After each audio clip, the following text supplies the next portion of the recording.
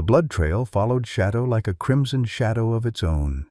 Each labored step left another dark droplet on the mud-slicked earth as thunder cracked overhead. The German shepherd's once proud frame, now just protruding ribs wrapped in matted fur, trembled with each painful movement toward the mine shaft entrance. Behind him, the gathering crowd of Willow Creek stood frozen in disbelief. These same townspeople who had thrown rocks and threatened to shoot the dangerous stray just days ago now watched as the dog they had shunned dragged his broken body forward with singular purpose. "My God," Martha Sullivan whispered, her weathered hand clutching Ethan Harlow's arm. "He's going after Lisa." A flash of lightning illuminated the slope where little Lisa Reynolds had disappeared an hour earlier. "He'll never make it," Sheriff Miller muttered. 12 days earlier. Leave a like and share your thoughts in the comments along with the city you're watching from now. Let's continue with the story. Willow Creek wasn't much to look at these days. Once a thriving mining community nestled in Montana's rolling foothills, the town had slowly withered after the Blackstone mine closed 3 years ago. Main Street storefronts, half of them vacant, were decorated with faded autumn bunting for the annual Harvest Festival, a tradition the townsfolk clung to despite dwindling fortunes. Dr. Ethan Harlow preferred the town this way: quiet, uncrowded, forgotten. He'd chosen Willow Creek precisely because it asked no questions and expected no answers. His cabin sat a mile from town limits, close enough for necessities, but far enough to keep the nightmares private. At 45, the former military doctor's handsome face had weathered into something harder, carved by memories he treated like unexploded ordnance, best left undisturbed. "Morning, Doc," called Martha Sullivan from her porch as Ethan passed on his weekly supply run. At 72, Martha had been Willow Creek's nurse longer than most residents had been alive. Her silver hair was always perfectly coiffed, her eyes sharp behind bifocals that had witnessed 5 decades of the town's births, deaths, and everything between. "Martha," Ethan nodded, the most conversation he typically offered. "You ought to come to the festival tomorrow," she said, ignoring his reticence as always. "Lord knows this town could use your doctoring skills at the first aid tent." Ethan adjusted his worn leather jacket. "I don't do festivals." "You don't do much of anything with folks," Martha replied, shaking her head. "It's been 3 years, Ethan. Whatever ghosts you brought back from overseas won't get any quieter in that cabin of yours." Across town, Garrett Whitfield was earning smiles and handshakes at Delaney's Diner. 40 years old, with military posture and an easy charm, he'd moved to Willow Creek just 6 months ago, but had already secured a position on the town council. "I'm telling you, James," Garrett was saying to Sheriff Miller, "that abandoned stretch by the river would make a perfect training facility. Kids need discipline these days." Sheriff Miller, approaching 60 with salt and pepper hair and perpetually tired eyes, nodded. "Town could use some new business." 10-year-old Lisa Reynolds watched them from a corner booth, unimpressed. While the adults talked about budgets and buildings, Lisa's attention was drawn to the window, where autumn leaves skittered down the street in the October breeze. Unlike most Willow Creek residents, Lisa saw the town's quiet streets as an adventure waiting to happen. None of them, not Ethan in his self-imposed exile, not Martha with her watchful wisdom, not Garrett with his hidden agenda, not the sheriff with his practical concerns, and not even curious Lisa, could have imagined how a single starving dog would soon change everything in their fading little town. The Willow Creek Harvest Festival had been a town tradition since 1892. What had once been a celebration of bountiful crops had evolved into a desperate attempt to boost morale and maybe, just maybe, attract tourists. Stalls lined Main Street selling everything from homemade pies to hand-carved fishing lures. The scent of caramel apples and wood smoke filled the crisp October air. Ethan Harlow wouldn't have attended if Martha hadn't called him with a genuine medical emergency, Ned Simmons had managed to slice his hand open while carving a pumpkin. After 12 stitches and stern instructions about knife safety, Ethan was eager to retreat back to his cabin. "Doc! Doc Harlow!" The voice belonged to young Lisa Reynolds, running toward him with her red coat flapping behind her like wings. "There's something wrong with a dog at the edge of the festival." Ethan sighed. "Lisa, I'm a people doctor, not a...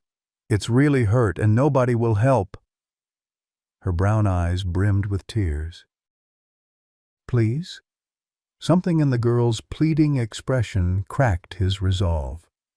With a reluctant nod, Ethan followed her past the festival boundaries to where a small crowd had gathered at the tree line. "Keep back. Could be rabid," Sheriff Miller was saying, his hand resting on his holster. Ethan pushed through the onlookers and stopped short. Lying half-hidden in the fallen leaves was the most pitiful creature he'd ever seen. The German Shepherd was severely emaciated, its dull coat matted with blood and dirt. Open wounds crisscrossed its body. One ear was partially missing, and its right hind leg lay at an unnatural angle. "Jesus Christ," Ethan muttered, medical instincts overriding everything else. He knelt slowly, keeping his movements deliberate. The dog's eyes, amber and startlingly alert despite its condition, tracked his approach with an intelligence that sent a chill down Ethan's spine. "That thing needs to be put down," said Garrett Whitfield, who had joined the gathering crowd. "It's suffering." "Agreed," Sheriff Miller nodded. "I can do it quick, Doc. Humane." Ethan ignored them, carefully extending his hand, palm down, stopping well short of the dog's muzzle. To everyone's surprise, the dog didn't growl or snap. Instead, it made a Herculean effort to lift its head, nostrils flaring as it scented him. "Look at its neck," Martha Sullivan said, appearing at Ethan's side with remarkable stealth for her age. "That's a military-grade collar." Ethan's eyes narrowed. Indeed, beneath the grime and blood was a tactical collar with a half-obscured identification tag. "I'll be damned," he whispered. "This is a military working dog." A ripple went through the crowd. Willow Creek, like many small towns, held military service in high regard. "All the more reason to end its suffering properly," Garrett insisted, his voice taking on a strange edge that only Martha seemed to notice. The dog's eyes hadn't left Ethan's. There was something in that gaze, not just pain, but a profound exhaustion that Ethan recognized from his own mirror. Without fully understanding why, Ethan made a decision. "I'm taking it to my place. I can at least make it comfortable." "You can't bring that filthy thing into town," objected Helen Morris, the mayor's wife. "It could be dangerous." "Then it's a good thing I live outside town," Ethan replied coldly. Martha stepped forward. "I'll help you transport it, Doc." Sheriff Miller looked uncomfortable but nodded reluctantly. "Your call, Doc, but if that animal causes any trouble—" "It won't," Ethan said with more confidence than he felt. Creating a makeshift stretcher from his jacket and a festival tablecloth, Ethan and Martha carefully moved the dog to his truck. The animal remained eerily silent throughout the process, only the rapid rise and fall of its bony chest indicating the pain it must be enduring. Lisa darted forward before they left. "Will he be okay?" "I don't know," Ethan answered honestly. "It's a he?"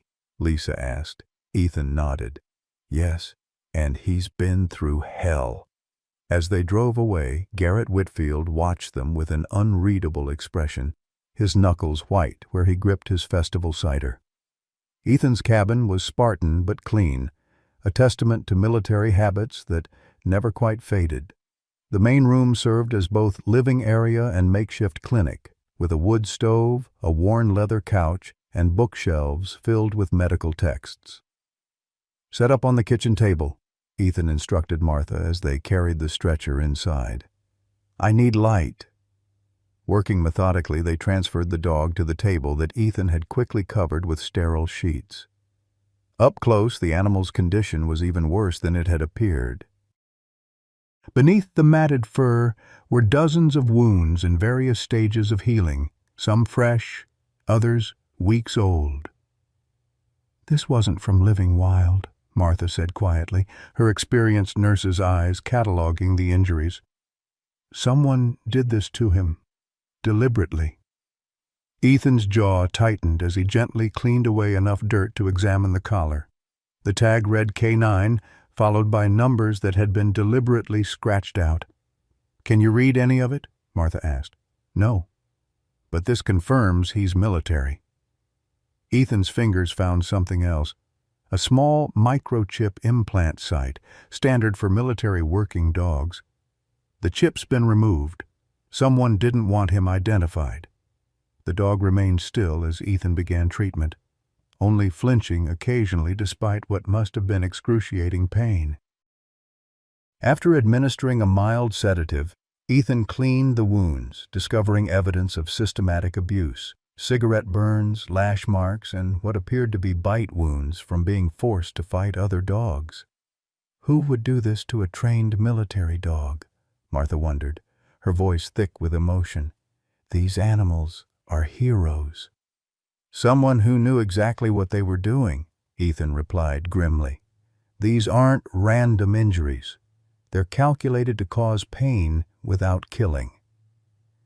As they worked, the dog's eyes occasionally fluttered open, always finding Ethan with that same intense gaze.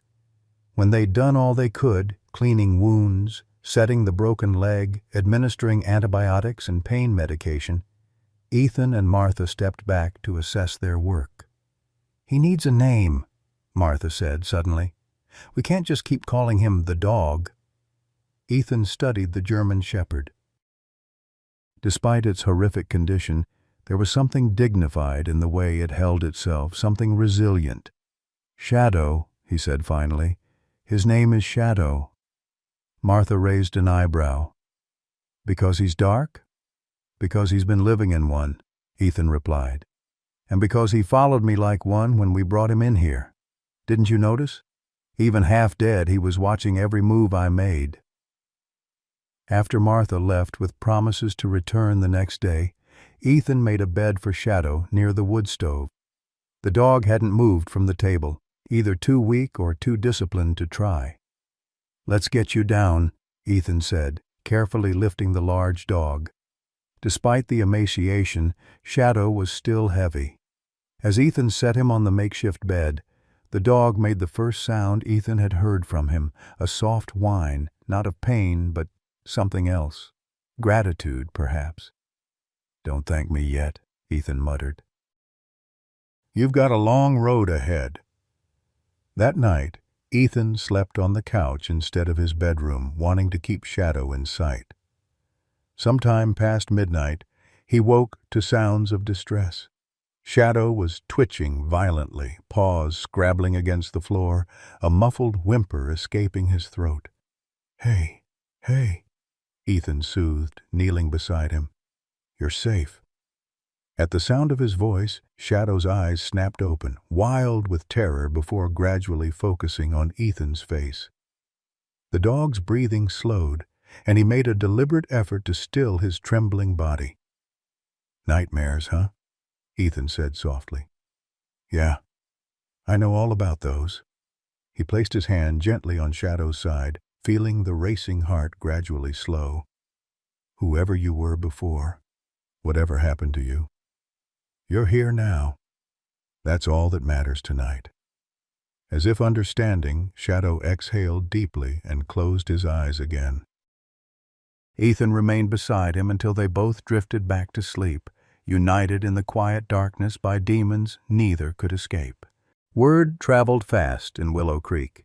By morning, the story of the wounded military dog had evolved into something approaching local legend.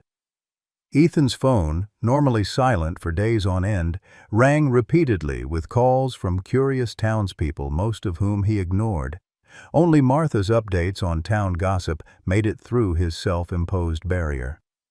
"They're saying everything from he's a Russian spy dog to he's got a fortune in diamonds sewn into his collar," she reported when she arrived with supplies. Helen Morris is convinced he'll give her grandchildren rabies through the town water supply. Sounds reasonable, Ethan muttered, changing Shadow's bandages with practiced efficiency. The dog's condition had stabilized overnight, though he remained critically weak. What surprised Ethan was Shadow's discipline. Despite obvious pain, the German Shepherd hadn't once tried to bite or even growl during treatment. He accepted medication without struggle and held perfectly still during examinations, the hallmark of extensive training. His military background is showing, Martha observed. Look how he watches your hands, anticipating the next step. Indeed, Shadow's intelligent eyes tracked every movement, missing nothing. When Ethan reached for the antiseptic, Shadow would shift slightly to expose the wound before Ethan even indicated which one he planned to treat. He's something else, Ethan admitted. Whoever trained him did an excellent job. Before or after the torture, Martha said darkly. By the third day, Shadow was strong enough to stand briefly. His eagerness to move despite the splinted leg concerned Ethan until he realized the dog's intent. Shadow hobbled painfully to the cabin door, looking back at Ethan with unmistakable urgency. You need to go out? Already? Shadow's intense stare was answer enough. Ethan helped him navigate the porch steps, expecting the dog to relieve himself immediately.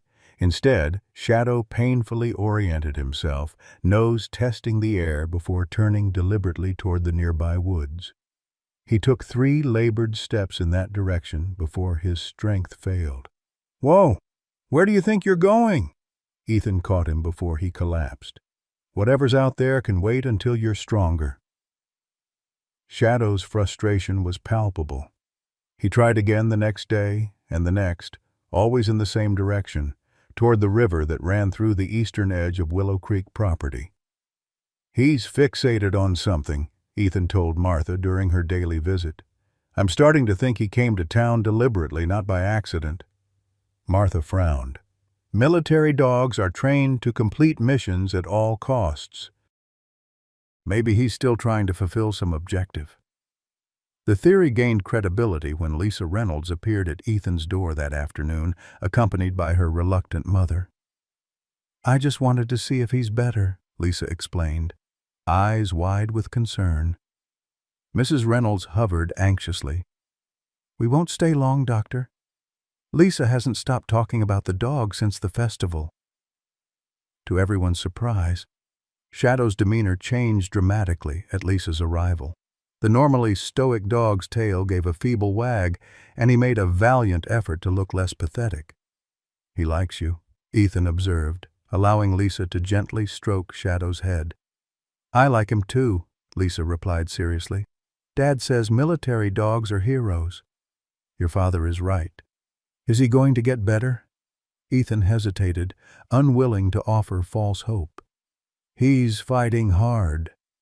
As they prepared to leave, Lisa mentioned casually, I saw that dog before, before the festival. Ethan's attention sharpened. Where? By the river. A couple times last week. He was digging at something near the old fishing spot, but ran away when he saw me. Mrs. Reynolds looked startled. Lisa, you never mentioned this. I didn't know it was important, the girl shrugged. Lots of dogs dig. After they left, Ethan studied Shadow with new interest. What were you looking for at the river, boy? Shadow met his gaze with that unsettling intelligence, then deliberately turned to look east, toward the river. The town council meeting the following evening had one unexpected item on the agenda: the stray dog situation. Ethan wouldn't have known about it if Martha hadn't dragged him there, insisting his presence was necessary. The Willow Creek Town Hall was a modest building that doubled as a community center. Nearly 30 residents had gathered, an unusually high turnout that signaled the depth of concern about Shadow. Mayor Richards, a balding man with perpetually sweaty palms, called the meeting to order.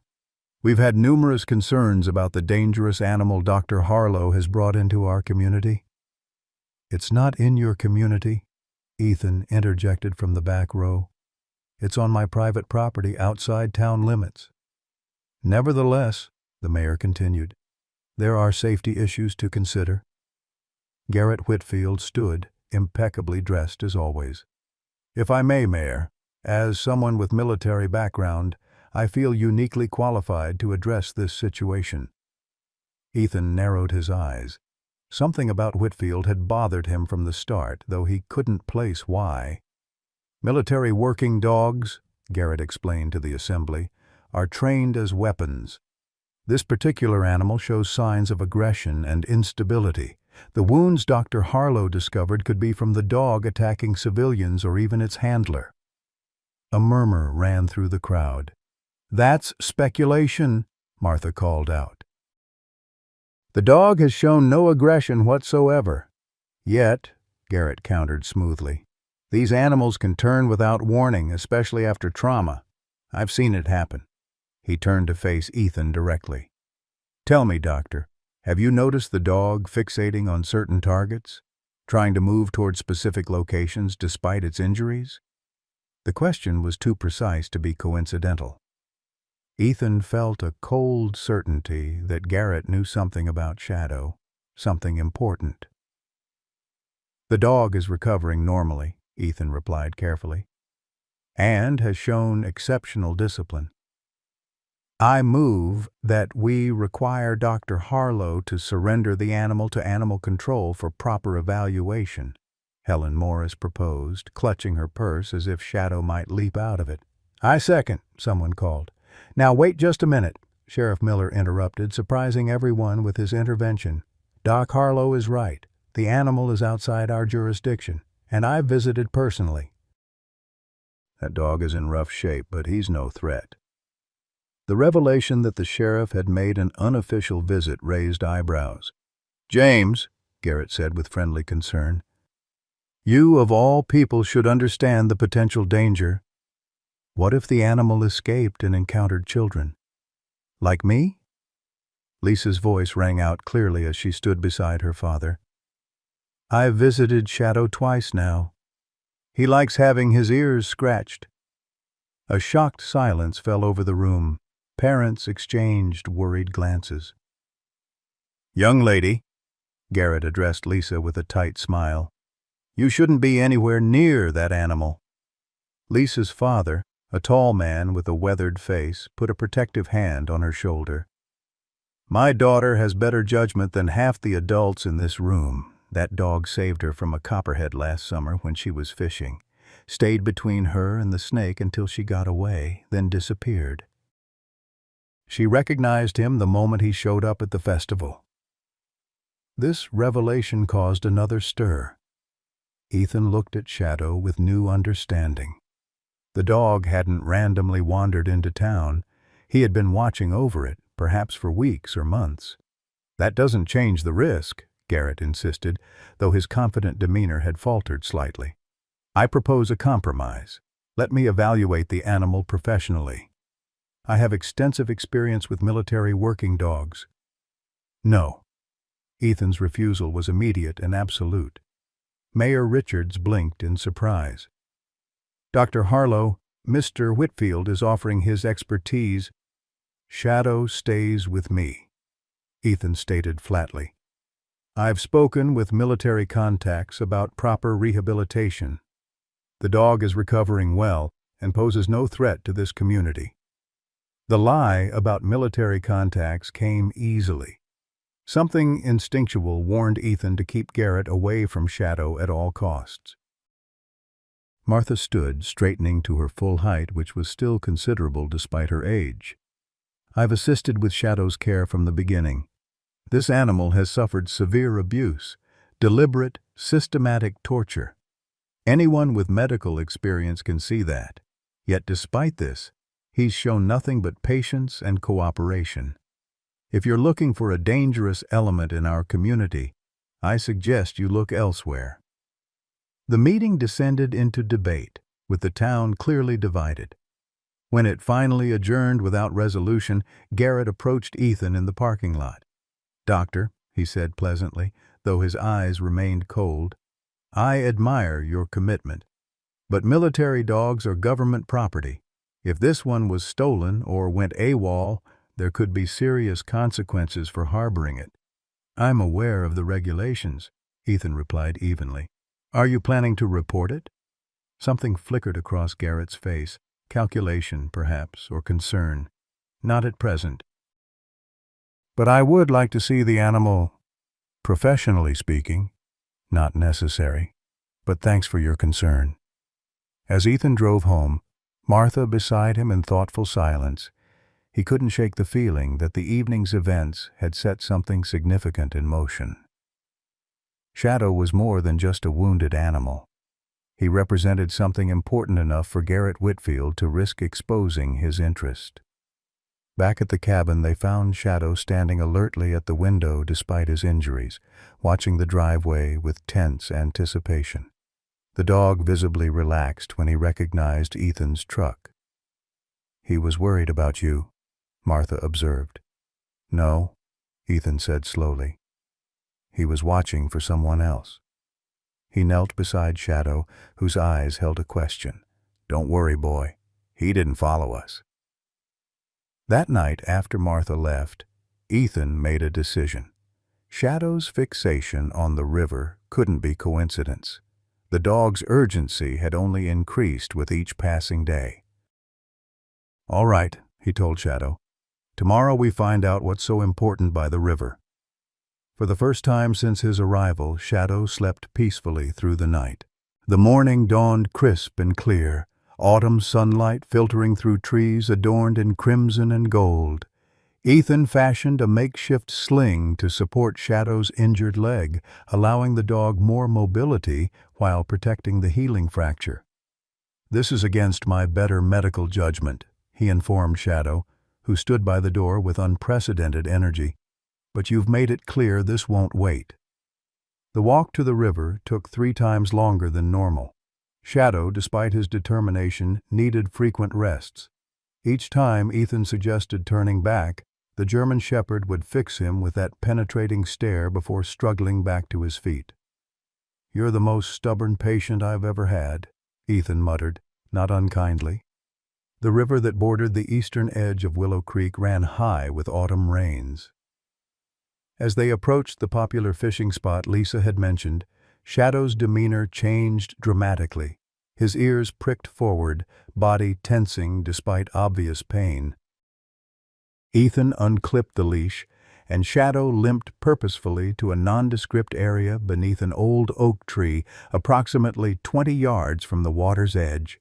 Without hesitation, the dog began to dig with his one good front paw, whining softly with urgency. "What is it, boy?" Ethan knelt beside him, helping clear away the loosened earth. They hadn't dug more than 8 inches when Shadow stopped abruptly. Ethan brushed away more soil and felt his blood run cold. Protruding from the dirt was a dog's paw. "Jesus Christ," he whispered, pulling his hand back instinctively. Shadow made a soft sound, nudging Ethan's arm with his nose before continuing to dig with renewed determination. Working carefully, Ethan excavated what proved to be the remains of another German Shepherd, evidently buried for some time. Around its decomposed neck was a collar identical to Shadow's. Another military dog, Ethan realized aloud. "This is what you were trying to show us." Shadow's attention had already shifted. He moved laboriously to another spot about 15 feet away and began digging again. By midday they had uncovered the remains of 3 dogs, all with military-grade collars, all German Shepherds. Ethan's mind raced with implications, each more disturbing than the last. Someone had been systematically killing military working dogs and burying them on the outskirts of Willow Creek. "We need to call the sheriff," he told Shadow, who had finally exhausted himself and lay panting beside the grim discoveries. The dog's eyes flicked toward the tree line an instant before Ethan registered the sound of approaching footsteps. "Fascinating discovery, Doctor." Garrett Whitfield stepped from the trees, his casual tone belied by the intensity in his eyes. "I had a feeling our friend might lead you here eventually." Shadow growled. a deep, threatening rumble that Ethan hadn't believed him capable of in his weakened state. "Easy," Ethan murmured, placing a steadying hand on Shadow's shoulder while addressing Garrett. "Care to explain this?" Garrett studied the exposed remains with detached interest. "Training accidents. Unfortunate, but they happen." 3 identical accidents? All buried in unmarked graves? Ethan's voice hardened. "These were working dogs. They should have been returned to their handlers or given proper military burials." "Such sentiment." Garrett smiled thinly. "These were tools that malfunctioned, nothing more." Something in his callous dismissal confirmed Ethan's worst suspicions. "You did this?" "I corrected failures," Garrett amended, his expression darkening. "Dogs that couldn't be properly reconditioned after developing attachments." Shadow's growl intensified, his body trembling with the effort of maintaining his protective stance between Ethan and Garrett. "Ah, K9 7734. Garrett addressed Shadow directly, using a command tone that made the dog flinch visibly. "Still defective, I see, no matter how much reconditioning." The use of what was clearly Shadow's military designation sent a chill through Ethan. "You were his handler?" "Trainer," Garrett corrected. "I trained the best military working dogs in the country, Doctor. Or I did, until bleeding hearts like you started questioning my methods." Understanding dawned. "You're Whitfield, Garrett Whitfield. There was an investigation 3 years ago. Handlers reported unusual numbers of training fatalities under your program." Garrett's smile vanished. "Handlers who became too attached to forget these are weapons, not pets.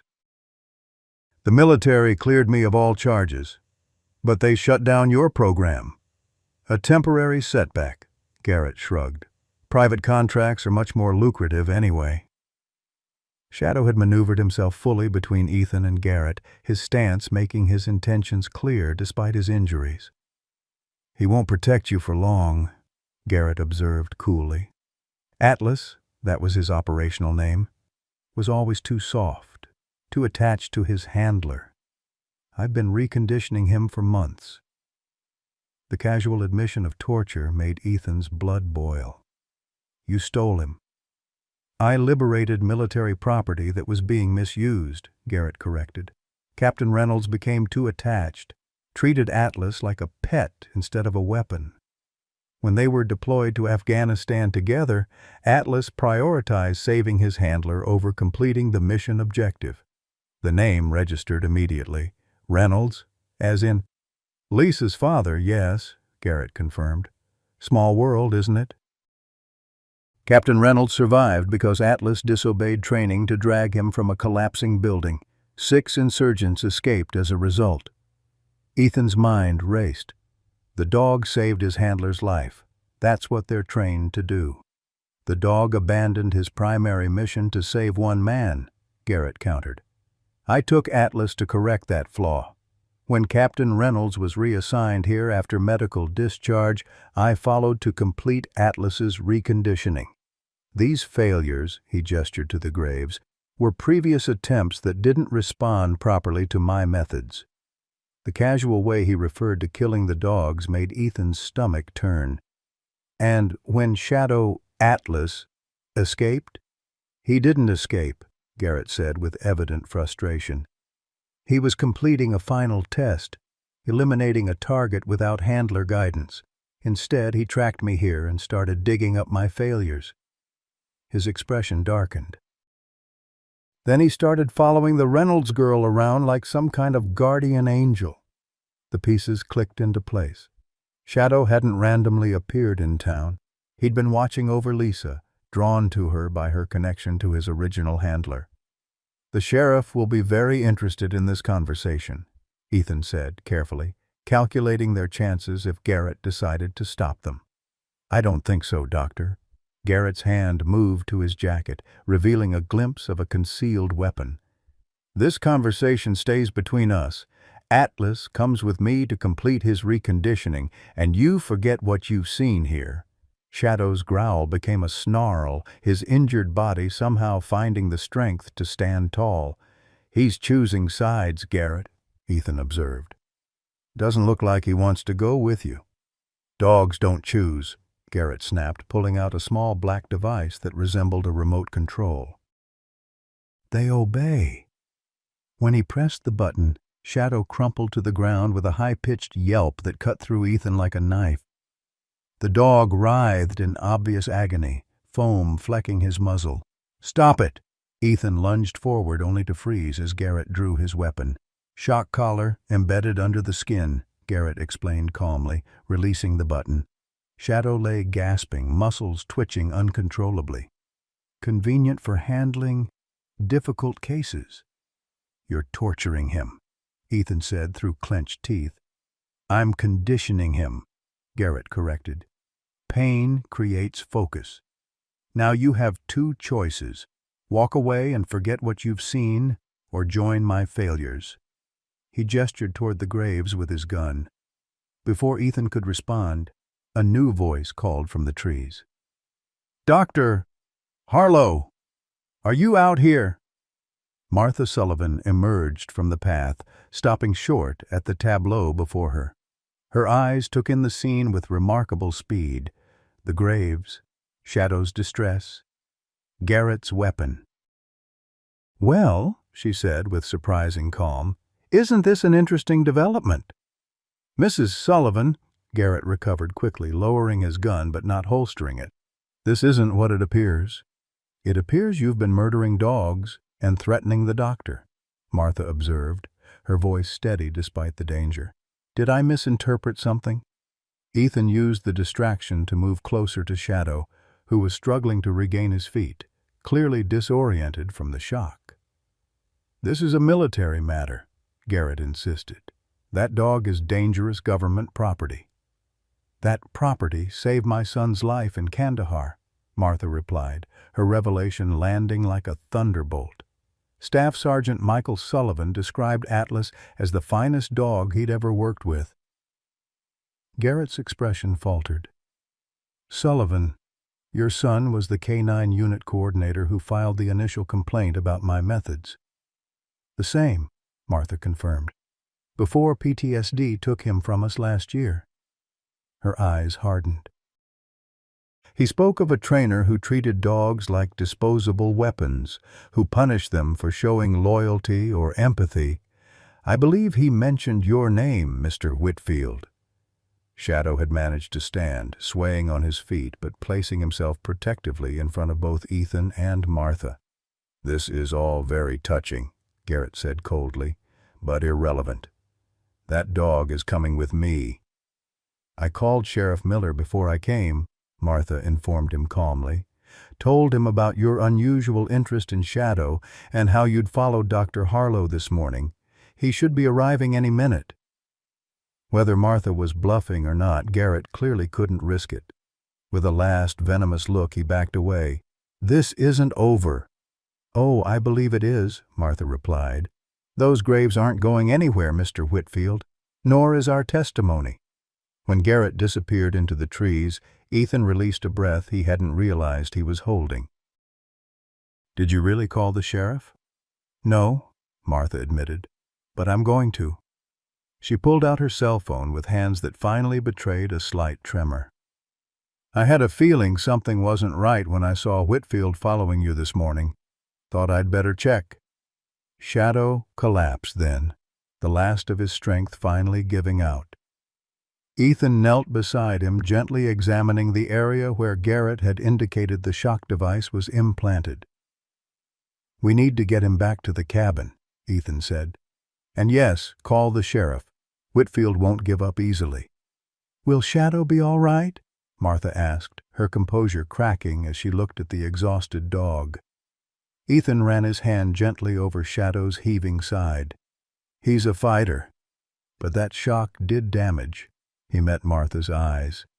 "And Whitfield can trigger it any time he's in range." Sheriff Miller arrived within the hour, bringing deputies to secure the scene and document the grim discoveries. The expressions on their faces as they uncovered the remains of the military dog spoke volumes about how Willow Creek would receive the news. "This is disturbing," Miller stated, surveying the graves. "These are all military working dogs? All German shepherds, all with military tags, all killed deliberately," Ethan confirmed, keeping his voice low as he treated Shadow inside the sheriff's SUV. "And Whitfield did this?" "He admitted it outright," Martha added. "Called them failures in his reconditioning program." Miller's weathered face hardened. "I'll put out an APB immediately." Back at Ethan's cabin, Shadow's condition deteriorated. The shock had aggravated his existing injuries and potentially caused internal damage. Ethan worked through the night, using every skill from his military medical training to stabilize the dog. "The embedded shock device is the priority," he told Martha, who had refused to leave. "If Whitfield gets close enough to trigger it again, it could kill him in this state." "Can you remove it?" "It would be invasive surgery," Ethan frowned. "In his weakened condition." A knock at the door interrupted them. Sheriff Miller entered, looking grave. "No sign of Whitfield. His house is cleaned out. Looks like he cleared out while we were at the river. But we found these." He handed Ethan a file folder containing military documents, training records, deployment histories, and handler assignments for multiple dogs, including one designated Atlas K97734. "These confirm everything," Ethan said, scanning the documents. "Atlas was assigned to Captain James Reynolds in Afghanistan, credited with saving his entire unit during an ambush." He looked up. "Officially listed as killed in action 3 years ago." "Stolen, you mean?" Martha corrected, gently stroking Shadow's head. "There's more," Miller added. "We contacted military authorities. Turns out Whitfield has been AWOL himself for over a year. After his program was shut down, he went into private contracting, then disappeared with several military assets." "The dogs," Ethan nodded grimly. "They're sending military police to handle the investigation," Miller continued. "Should arrive tomorrow." As if understanding the conversation, Shadow stirred restlessly, whimpering in his sleep. "He keeps having nightmares," Martha observed softly. "After what he's been through, I'm not surprised," Ethan replied, checking the dog's vital signs with practiced efficiency. A small sound at the door drew their attention. Lisa Reynolds stood there, her father's tall form behind her. "We heard Shadow was sick," Lisa said, her young face tight with worry. Captain Reynolds stepped forward, his military bearing evident despite civilian clothes. "Sheriff Miller filled us in. I had to see for myself." His voice faltered as he approached Shadow. "Atlas?" At the sound of his original handler's voice, Shadow's eyes flickered open. The dog's reaction was immediate and heartbreaking. Despite his injuries, he attempted to rise, a high-pitched whine escaping his throat. "Easy, boy." Reynolds knelt beside him, tears streaming unashamedly down his face. "I'm here. I thought you were dead." Shadow managed to lift his head enough to rest it against Reynolds' hand, his tail giving a feeble wag. "I can't believe he survived," Reynolds said, voice thick with emotion. "They told me he died saving me." "Whitfield took him," Ethan explained. "Apparently to recondition the loyalty that made Atlas save you instead of completing the mission." Reynolds' expression darkened. "I remember Whitfield from training. Cold bastard, treated the dogs like machines." He gently examined Shadow's condition. "What's wrong with him now?" Ethan explained about the shock device and Shadow's deteriorating condition. "You have to remove it," Reynolds said immediately. "The surgery could kill him in his weakened state," Ethan cautioned. "And if Whitfield returns, he'll kill Atlas for sure," Reynolds countered. "I know this dog, doctor. He's a fighter. Give him a chance." Lisa had moved to Shadow's other side, her small hand resting on his fur. "Please help him, Dr. Harlow. He saved me from that snake, and he found me when I got lost in the woods last month." This was news to everyone in the room. "Lost in the woods?" her father echoed. Lisa nodded. I didn't tell you because I knew I'd get in trouble for going past the boundary, but I got turned around and it was getting dark. Shadow found me and led me home. He stayed just ahead of me the whole way, making sure I followed. Martha exchanged a significant look with Ethan. Even after everything Whitfield did to him, he was still protecting people. Ethan made his decision. I'll need supplies from the clinic. And an assistant. He looked at Captain Reynolds. You up for it? Reynolds straightened. Just tell me what you need. While Sheriff Miller returned to coordinate the search for Whitfield, Martha stayed with Lisa in the cabin's small kitchen, telling her stories about military working dogs to distract her from the impromptu surgery taking place in the main room. The procedure was delicate and dangerous. The shock device had been surgically implanted near Shadow's spine, with contacts that could cause permanent nerve damage if removed improperly. Working with limited supplies and Reynolds' steady assistance, Ethan meticulously traced the device's connections. Whoever did this initial surgery was skilled, Ethan muttered as he worked. These connections are precise. Whitfield always claimed he could have been a surgeon, Reynolds replied grimly. Liked to demonstrate on the dogs. 3 tense hours later, Ethan carefully extracted a small black device the size of a domino. Got it, he announced, dropping the cruel mechanism into a metal pan with a satisfying clank. Reynolds exhaled in relief, his hand resting gently on Atlas's side. Will he recover? If we can keep him stable through the night, Ethan replied, beginning to close the surgical site. His will to live is remarkable. I've seen soldiers with less severe injuries give up. Atlas never gives up, Reynolds said with quiet certainty. It's not in his nature. As they finished the procedure, a commotion outside drew their attention. Sheriff Miller's voice called from the porch. Doc, we've got a situation. Ethan stepped outside to find Miller accompanied by 2 military police officers. Captain Rodriguez, the ranking officer introduced herself. We're here about the military working dog designated Atlas.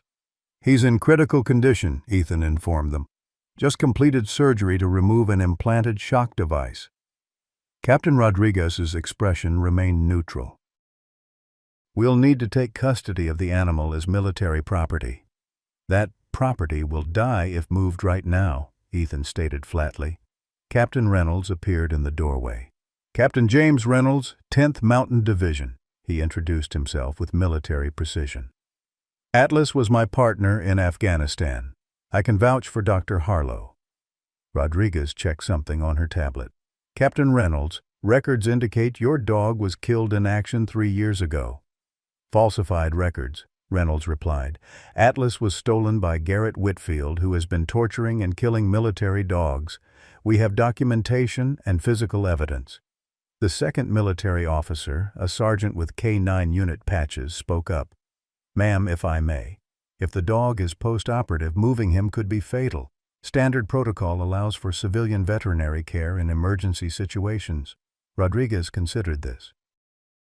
We'll post a guard until the animal is stable enough for transport. And then what? Ethan challenged. That's not your concern, Doctor. Atlas saved my life and a dozen others in Kandahar, Reynolds interjected. He deserves better than to be treated as property after everything he survived. Something in his passionate defense seemed to reach Rodriguez. We'll discuss options once the animal is stabilized and Whitfield is apprehended. She glanced at her tablet again. Your service record is impressive, Captain Reynolds, as is Atlas's. It wasn't a promise, but it was something. As the military police established their presence outside the cabin, Ethan returned to Shadow, Atlas, who had regained consciousness and was watching the proceedings with alert, if tired, eyes. Well, boy, Ethan said quietly, you've certainly complicated my quiet life here. Atlas's tail thumped weakly against the blanket. Don't worry, Ethan continued, checking the surgical site. We're not letting you go anywhere. Too many people in this town owe you now. Martha brought coffee for everyone, while Lisa sat quietly beside Atlas, reading to him from a book about dogs. The impromptu vigil continued as darkness fell, the small cabin filled with people united by their concern for the wounded German shepherd who had somehow become the heart of their unlikely community. Atlas survived the night, though barely. His breathing remained shallow and labored, his powerful body reduced to a shadow of its former strength. Throughout the dark hours, Ethan monitored him constantly, checking vital signs and adjusting medication with the precision of his military medical training. Captain Reynolds refused to leave, maintaining a silent vigil beside his former partner. "He recognized your voice immediately," Ethan observed as dawn broke through the cabin windows. "Even after 3 years." Reynolds nodded, his hand resting gently on Atlas's head. "These dogs never forget their handlers. The bond, it's something civilians don't understand." He looked up at Ethan. "Except maybe you do." "I was never K-9 unit," Ethan demurred. "But you understand loyalty," Reynolds persisted. "Most people would have put him down at the festival. Easier, cleaner. Instead, you've turned your life upside down for a dog you didn't know." Ethan considered this. "Maybe I recognize something in him." Outside, the military police maintained their watch. Captain Rodriguez had been clear. Once Atlas was stable enough to transport, he would be returning to military custody. What happened after that remained uncertain. By mid-morning, Martha arrived with news that spread through the cabin like wildfire. Garrett Whitfield had been spotted at a gas station 30 miles north. "Sheriff Miller and his deputies are coordinating with state police," she reported. "They believe he's trying to cross into Canada." "He won't make it," Reynolds said with quiet certainty. "Not with every law enforcement agency in the region looking for him." The military police sergeant, whose name was Davis, nodded in agreement. "Men like that always think they're smarter than everyone else. Makes them predictable." As the morning progressed, Atlas showed small but significant signs of improvement. His fever subsided, and he managed to drink water on his own. When Lisa arrived after school, his tail thumped against the blanket with more energy than before. "He's getting better," she exclaimed, carefully sitting beside him. "Slowly," Ethan cautioned. "He's got a long road ahead." Lisa had brought something with her, a worn stuffed animal in the shape of a German shepherd. "This is Max," she explained seriously, placing the toy where Atlas could see it. "He always makes me feel better when I'm sick." The simple kindness brought an unexpected lump to Ethan's throat. He turned away, ostensibly to check medication, but really to compose himself. Captain Rodriguez entered, her expression inscrutable as she observed the scene. "Doctor, a word?" Outside on the porch, Rodriguez's official demeanor softened slightly. "The investigation into Whitfield's activities has escalated. We've uncovered evidence of a wider operation. He wasn't working alone." "The private contracting he mentioned?" "Yes. Several ex-military personnel involved in unauthorized training and sale of working dogs to private security firms, some with questionable clientele." She hesitated. "The dogs Whitfield considered failures were those who resisted certain extreme conditioning methods." "You mean they wouldn't become killers on command?" Ethan translated flatly. Rodriguez didn't dispute this. Atlas was their most significant failure. His loyalty to Captain Reynolds proved unbreakable, even under extreme duress. Ethan felt a surge of pride for the wounded animal inside. "So what happens to him now?" "Officially, he remains military property," Rodriguez stated. "However, given the circumstances and his medical condition," she glanced through the window where Atlas lay surrounded by his unlikely support system. "I've requested special dispensation for medical discharge and adoption." Ethan's eyebrows rose. "That's unusually flexible for the military."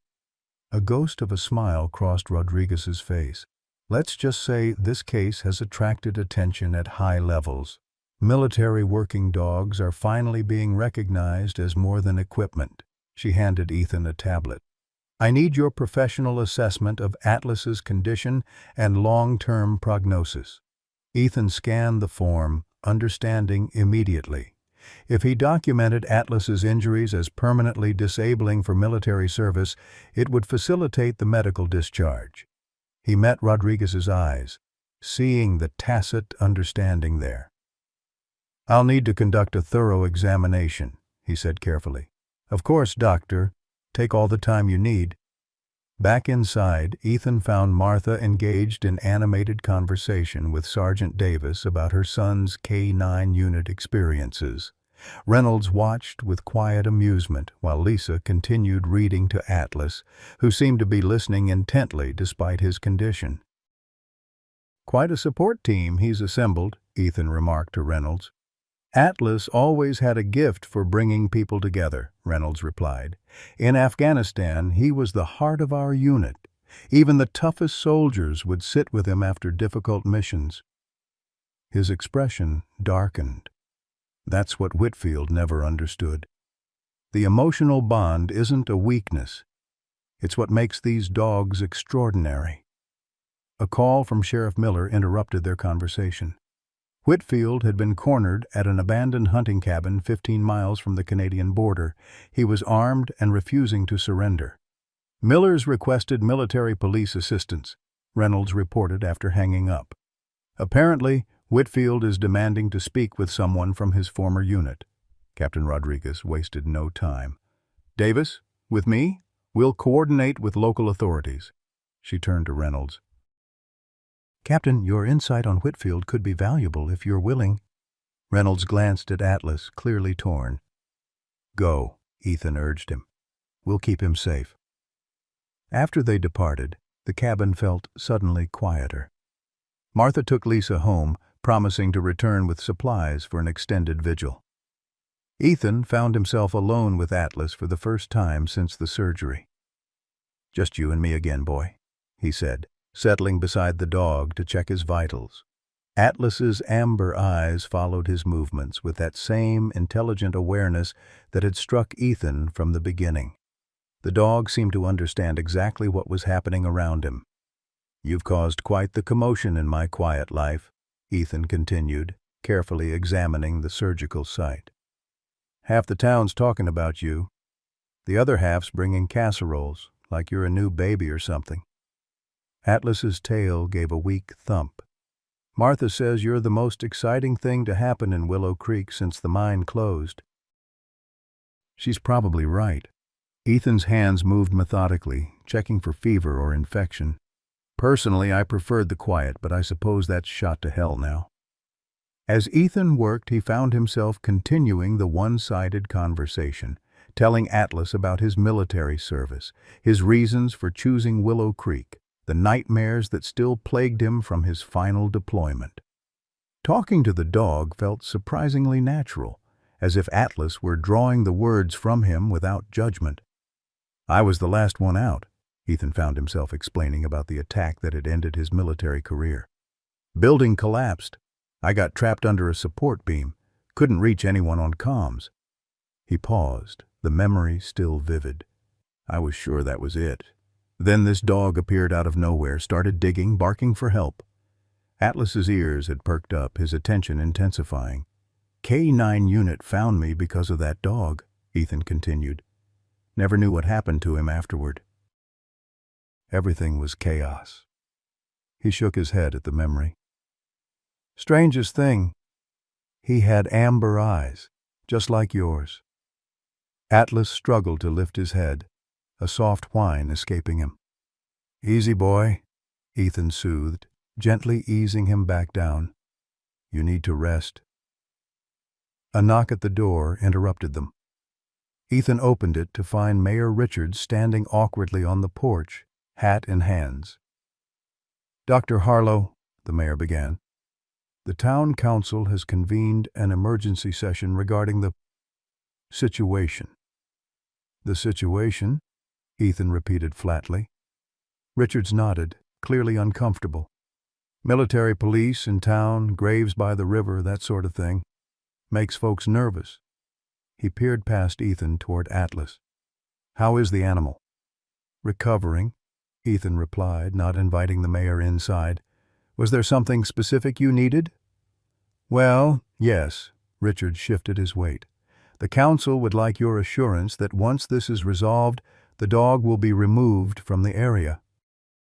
Some parents are concerned, you understand. Ethan felt a surge of unexpected anger. The dog that saved Lisa Reynolds from a copperhead? The dog that's been secretly protecting your town for months? That dog? The mayor blinked, taken aback by Ethan's vehemence. Now, Doctor, no one's questioning the animal's recent actions, but given its military background and the violence associated with it, Atlas stays, Ethan cut him off. And if the council has concerns, they can direct them to Captain Rodriguez of the military police.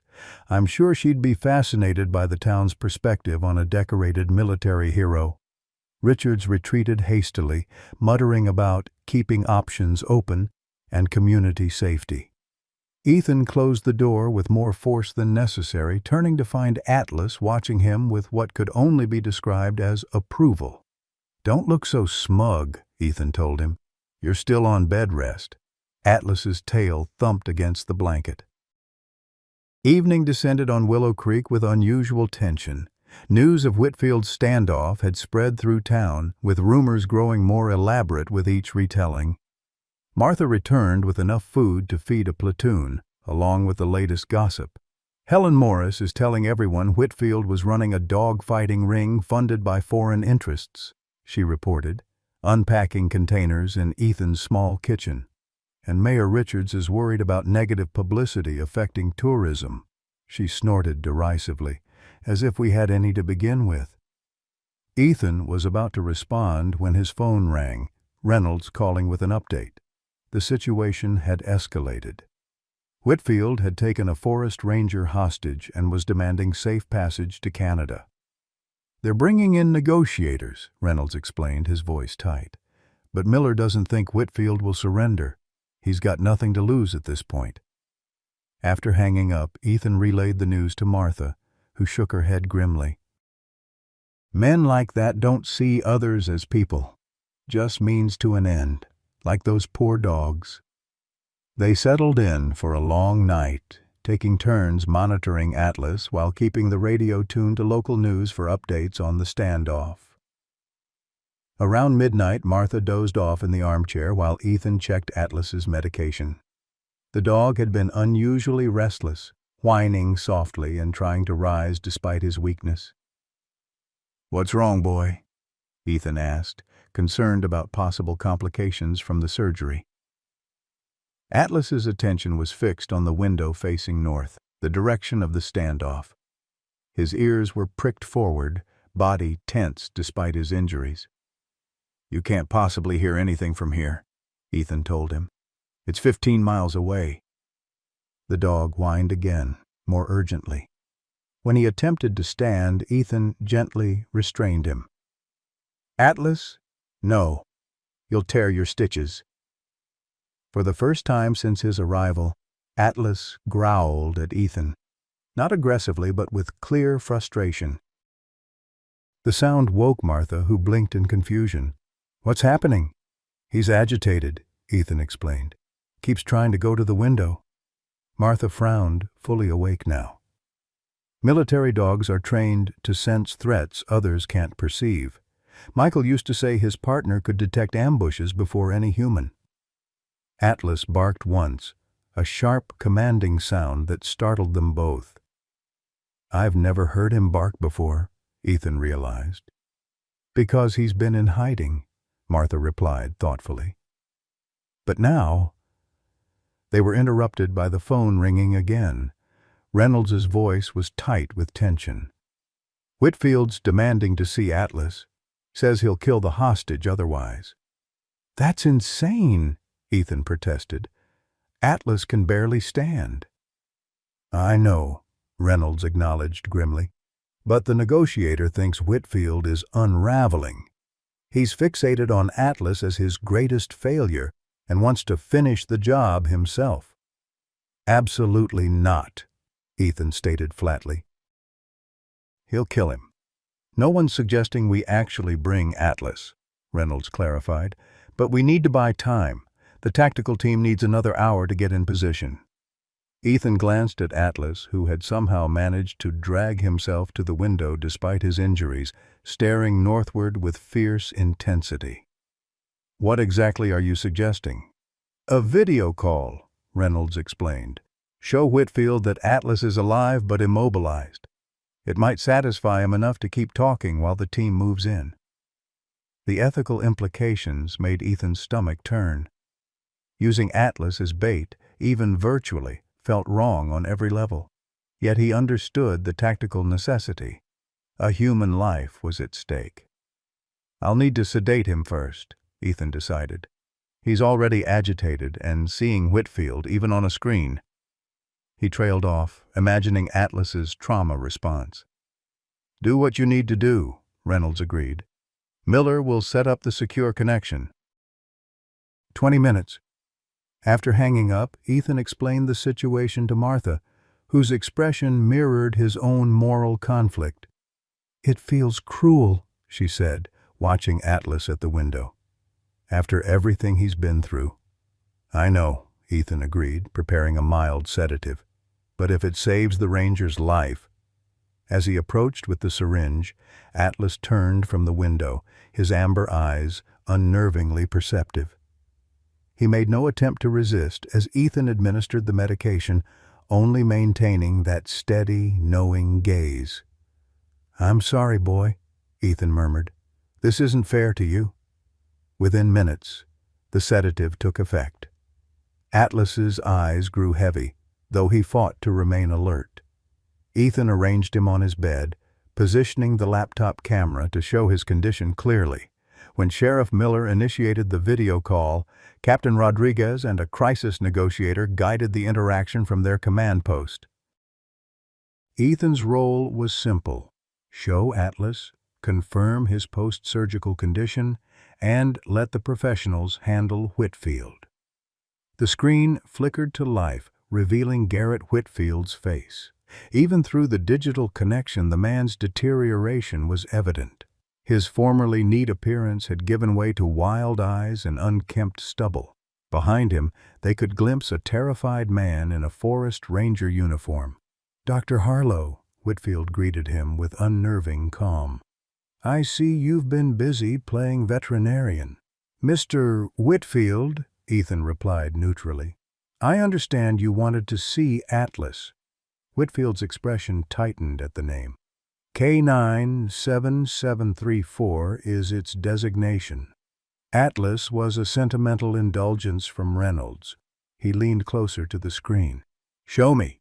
Ethan angled the camera toward Atlas, who lay heavily sedated but still conscious, his amber eyes half-lidded.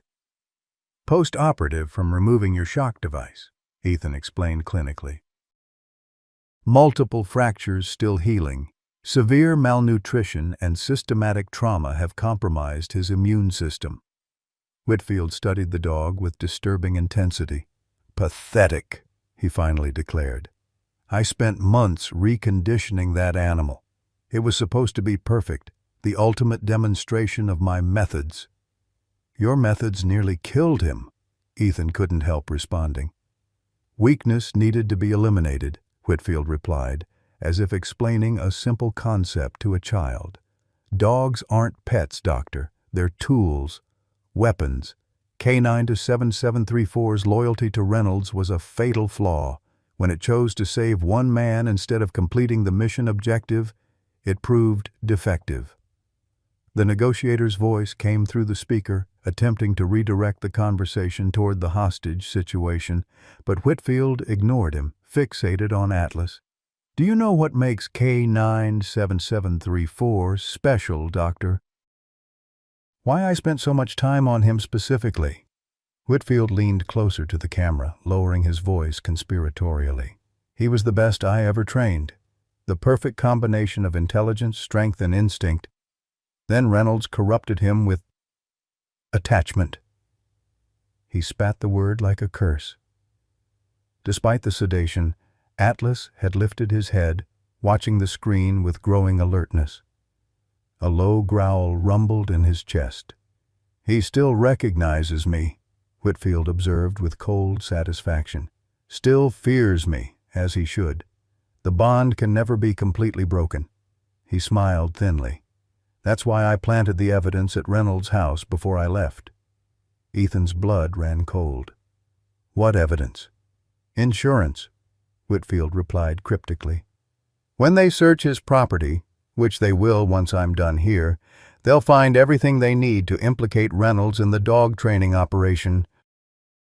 Stolen military property, training manuals, even the drugs we used for conditioning." The negotiator's voice grew urgent in the background, but Whitfield continued, his composure slipping further. "They'll never believe him over the evidence. His military career, his reputation, gone. And K9 to 7734 will be destroyed as damaged goods." His eyes gleamed with malicious triumph. "I win either way." Atlas struggled to rise, fighting the sedation with remarkable willpower. The growl deepened, became more urgent. "He's trying to tell us something," Martha whispered, watching the dog's desperate attempt to stand. Whitfield was still talking, detailing his meticulous plan to frame Reynolds, when Atlas finally managed to lurch to his feet. Before Ethan could stop him, the dog barked sharply 3 times, then collapsed from the effort. The sound seemed to push Whitfield over the edge. "Silence!" he screamed, his composed facade crumbling completely. "You are nothing! A failure! I should have put you down like the others." In the background of Whitfield's video, something changed. The ranger's expression shifted from terror to confusion as he looked toward a window behind the camera's view. "Sir," the negotiator interrupted urgently, "we need to discuss the safe release of your hostage." But Whitfield was beyond reasoning, launching into a tirade about military incompetence and the weakness of modern training methods. As he ranted, Atlas dragged himself back to Ethan's side, pawing weakly at his arm while staring intently at the screen. "What is it, boy?" Ethan whispered, noting the dog's focus not on Whitfield, but on something in the background of the video. Suddenly, a commotion erupted on Whitfield's end. The sound of breaking glass, shouted commands, and Whitfield's startled cry as tactical officers swarmed into the cabin. The video feed became chaotic, finally cutting out entirely as someone disconnected the call. In the sudden silence of Ethan's cabin, Atlas collapsed back onto his bed, exhaustion overcoming him now that his mysterious urgency had passed. "What just happened?" Martha asked, stunned by the abrupt resolution. Ethan's phone rang almost immediately, Reynolds calling with the news. The tactical team had successfully breached the cabin from multiple entry points, using the video call as distraction. Whitfield was in custody, the ranger shaken but unharmed. "There's more," Reynolds added, his voice tight with emotion. "They found detailed maps of my property with locations marked for planting evidence. If Atlas hadn't warned us..." Ethan looked at the exhausted dog, now sleeping deeply as the sedative finally overcame his determination. "How did he know? There's no way he could have heard or seen the tactical team approaching through a video call." "Military working dogs develop instincts we can't explain," Reynolds replied. "Atlas always had an uncanny ability to sense when things were about to happen. In Afghanistan, he once refused to let our unit enter a building minutes before it was hit by mortar fire. No explanation for how he knew." After hanging up, Ethan checked Atlas's vital signs, concerned about the exertion on his fragile system. To his relief, the dog's pulse was steady, his breathing regular. "He knew," Martha said softly, wonder in her voice. "Somehow, he knew the team was moving in, and he distracted Whitfield at exactly the right moment." "And warned us about the planted evidence," Ethan added, gently stroking Atlas's head. "Even sedated, even injured, he was still protecting his handler." Outside, the first light of dawn was breaking over Willow Creek. The long night was finally ending, and with it, the shadow that had hung over Atlas since his appearance at the Harvest Festival. Whitfield was captured, the conspiracy exposed, the evidence secured. But one critical question remained unanswered. What would happen to Atlas now? The flash flood warning came without warning. One moment, Willow Creek was basking in crisp autumn sunshine, and the next, dark clouds rolled in from the mountains with alarming speed. Sheriff Miller's deputies drove through town with sirens blaring, warning residents of potential flooding along the river that had already risen several inches from overnight rain upstream. "Make sure everything's secure," Ethan told Martha as they finished Atlas's morning therapy session. The German Shepherd's recovery had progressed remarkably in the weeks since Whitfield's capture. Though the embedded shock device had left nerve damage that caused occasional tremors in his right hind leg, his strength and alertness improved daily. Scout, still adapting to his new home with the Reynolds family, visited daily for what Martha called father-son time. "I should get home before this hits," Martha said, gathering her things. "They're saying it could be the worst flooding since '98. Ethan watched the darkening sky from his porch after she left. Atlas stood beside him, his amber eyes tracking the storm clouds with evident concern. The German Shepherd had developed a heightened sensitivity to weather changes, perhaps from his time surviving in the wild, or perhaps from some deeper instinct. "Not a day to be outdoors, boy," Ethan observed, scratching behind Atlas's ear. The rain began minutes later. Not a gentle autumn shower, but a violent deluge that instantly overwhelmed gutters and turned the dirt road to Ethan's cabin into a muddy river. Lightning cracked overhead, followed by thunder that made the windows rattle. Atlas remained unusually alert, pacing between the window and door with growing agitation. "What is it?" Ethan asked, recognizing the behavior from previous incidents when Atlas had sensed trouble before humans detected it. The phone rang, Sheriff Miller reporting that the river had already breached its banks in several locations. "We're evacuating the lower sections of town. Reynolds asked me to check if you and Atlas are heading to higher ground." "We're fine here," Ethan assured him. "The cabin's on high enough ground." "Good. We've got our hands full in town, multiple calls coming in, and—" Miller's voice cut off abruptly as the line went dead. Ethan tried calling back without success. The storm had likely damaged phone lines. He turned to find Atlas standing by the door, whining softly but insistently. "We're staying put, boy," Ethan told him firmly. "It's dangerous out there."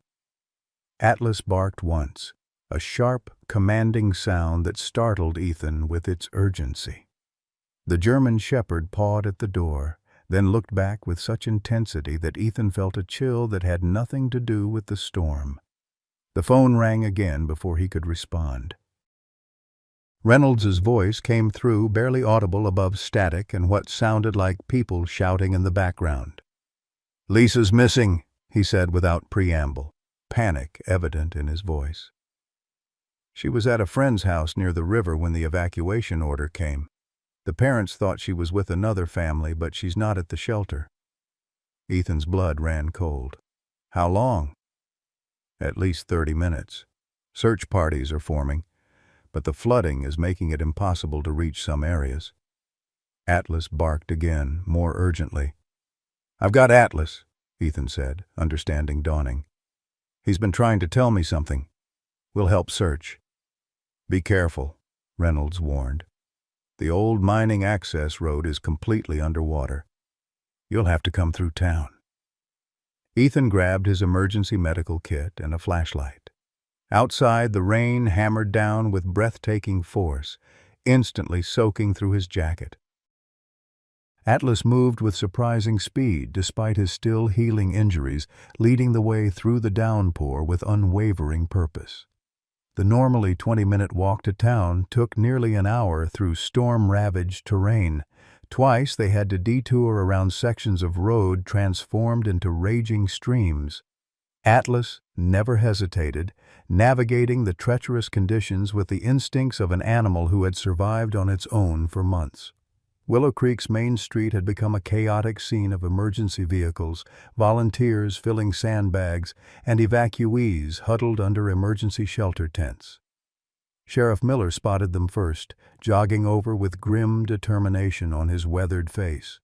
"Reynolds is coordinating teams from the fire station," he reported, rainwater streaming from his hat.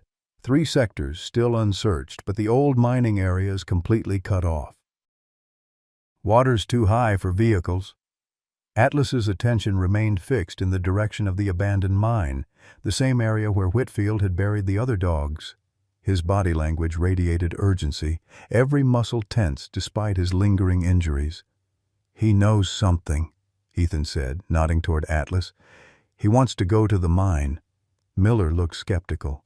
"That's 2 miles through flooded terrain, and if the dam upstream gives way—" "I'm going," Ethan stated firmly. "Atlas has never been wrong about these things." Miller hesitated, then handed Ethan a handheld radio. "Stay in contact. First sign of the flood worsening, you turn back immediately." With that blessing, Ethan and Atlas set off toward the eastern edge of town, where the abandoned Blackstone mine loomed on a rise above the flooding river.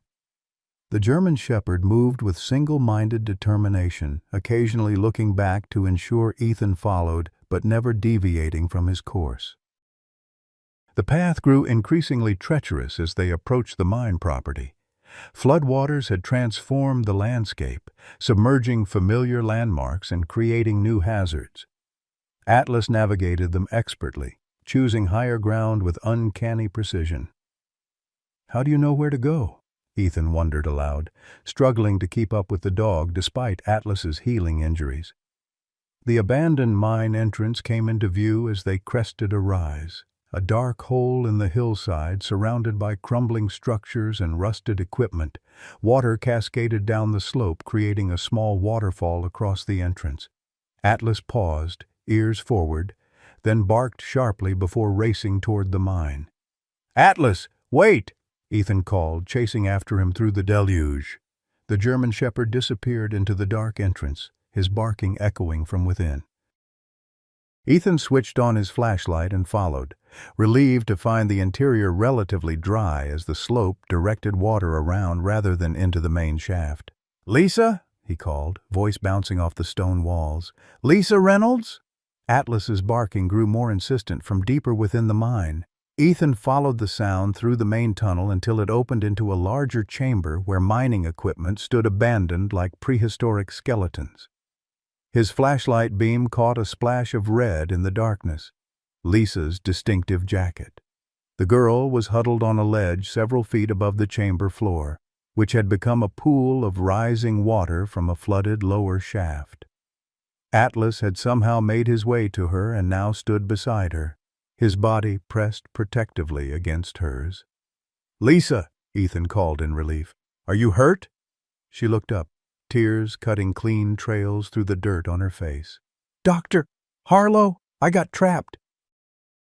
"The water came so fast, and then the entrance started flooding, and I climbed up here, but it keeps rising and I couldn't—" Her voice broke with a sob. "It's okay," Ethan assured her, assessing the situation. The ledge was accessible via a rusted metal ladder bolted to the rock wall. "I'm going to come get you." "Be careful," she warned. "The bottom rungs are underwater, and they're really slippery. I fell trying to climb down." Ethan tested the ladder cautiously. The metal was indeed slick with slime and rust, but it held his weight. He climbed carefully, aware that a fall could leave them both stranded. Lisa threw her arms around him the moment he reached the ledge. "I was so scared," she whispered. "You're safe now," he promised, checking her quickly for injuries. He found only minor scrapes and bruises, nothing serious. "How did you end up here?" "Scout ran off during the storm," she explained, wiping tears with her sleeve. "I was at Emma's house and he got scared by the thunder and bolted. I chased him, but then the water started rising and I got turned around, and the mine was the only dry place I could find." Fresh tears welled in her eyes. "Is Scout okay?" "He's safe at the shelter with your dad. Ethan assured her, having heard as much from Reynolds. "They're both worried sick about you." A deep rumble echoed through the mine, causing dust and small rocks to shower down from the ceiling. Atlas barked urgently. "We need to go," Ethan said, helping Lisa to her feet. "That could be the dam giving way upstream." Getting down proved more treacherous than climbing up. The water had risen another few inches, submerging more of the ladder. Ethan went first, testing each rung carefully before signaling Lisa to follow. Atlas watched from the ledge, whining anxiously. "Come on, boy," Lisa called when she reached the bottom. The German shepherd paced the ledge, clearly calculating the jump. His injured leg would make the landing painful at best, potentially catastrophic at worst. "Atlas, stay," Ethan ordered, realizing the risk. "I'll come back for you." Another rumble shook the mine, louder this time. Small streams began trickling through cracks in the walls, a sign that water pressure outside was increasing dangerously. Atlas made his decision.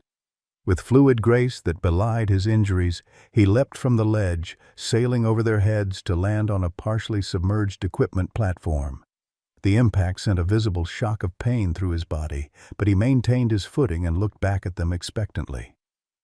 "This way," Ethan interpreted, guiding Lisa toward the entrance. "Hurry." They splashed through rising water, following Atlas's lead as he navigated the increasingly treacherous mine.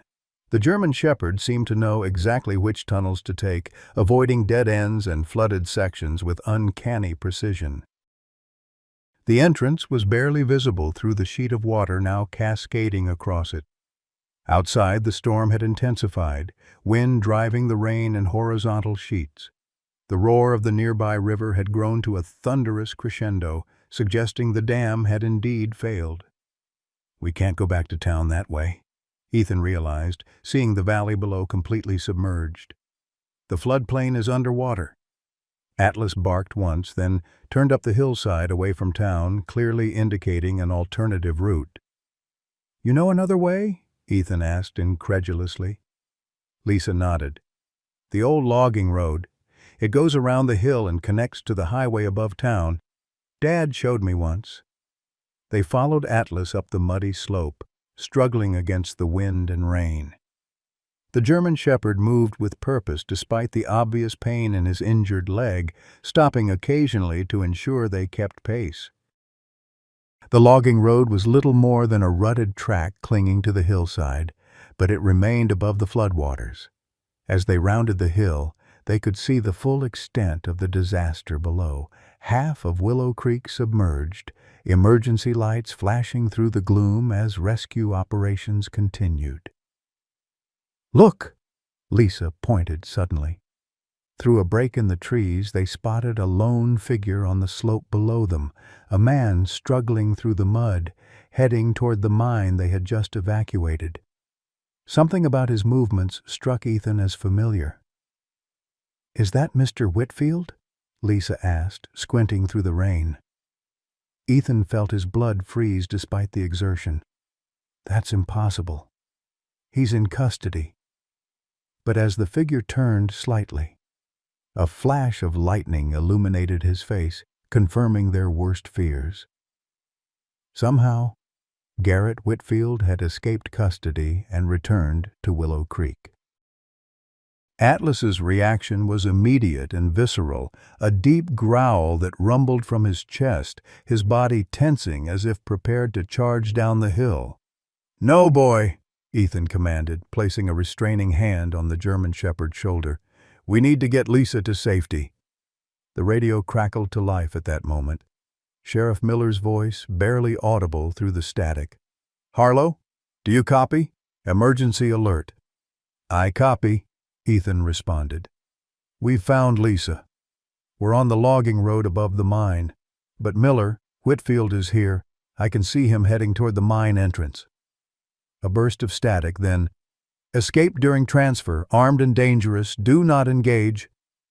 "Understood," Ethan replied, though the temptation to pursue Whitfield pulled at him.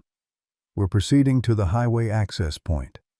Atlas remained fixated on Whitfield's distant figure, a continuous growl emanating from deep in his throat.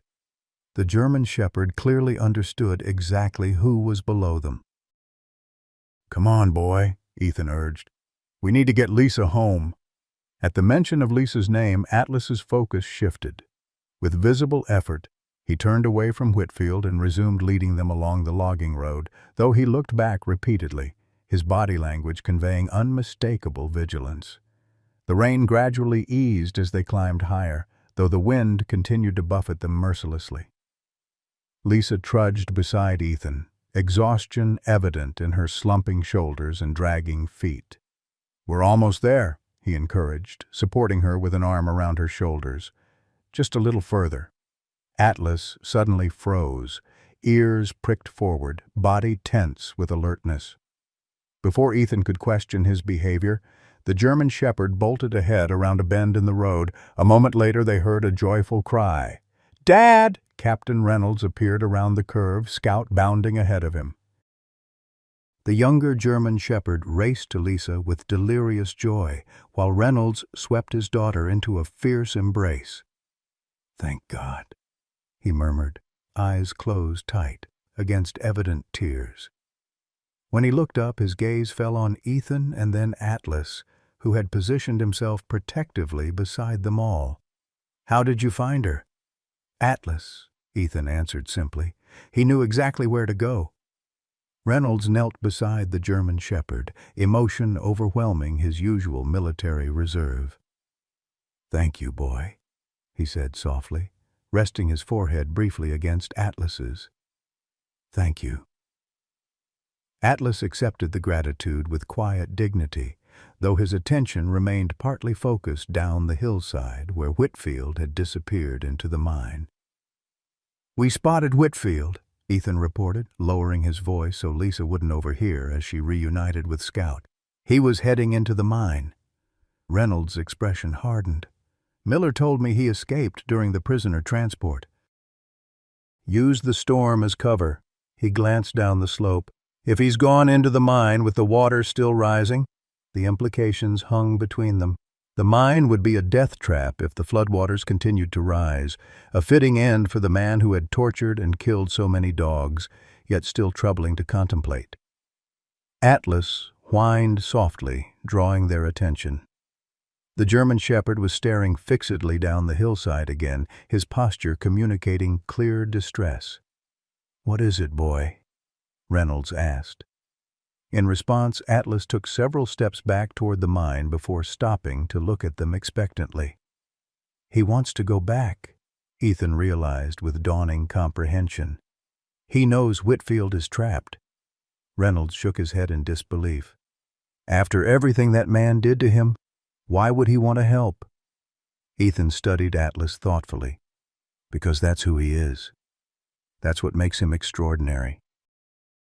Whitfield tried to break that part of him and failed." The radio crackled again, Miller reporting that the flood had peaked and was beginning to recede, though the mine area remained inaccessible by vehicle. When Ethan reported their Whitfield sighting, the sheriff's response was grim.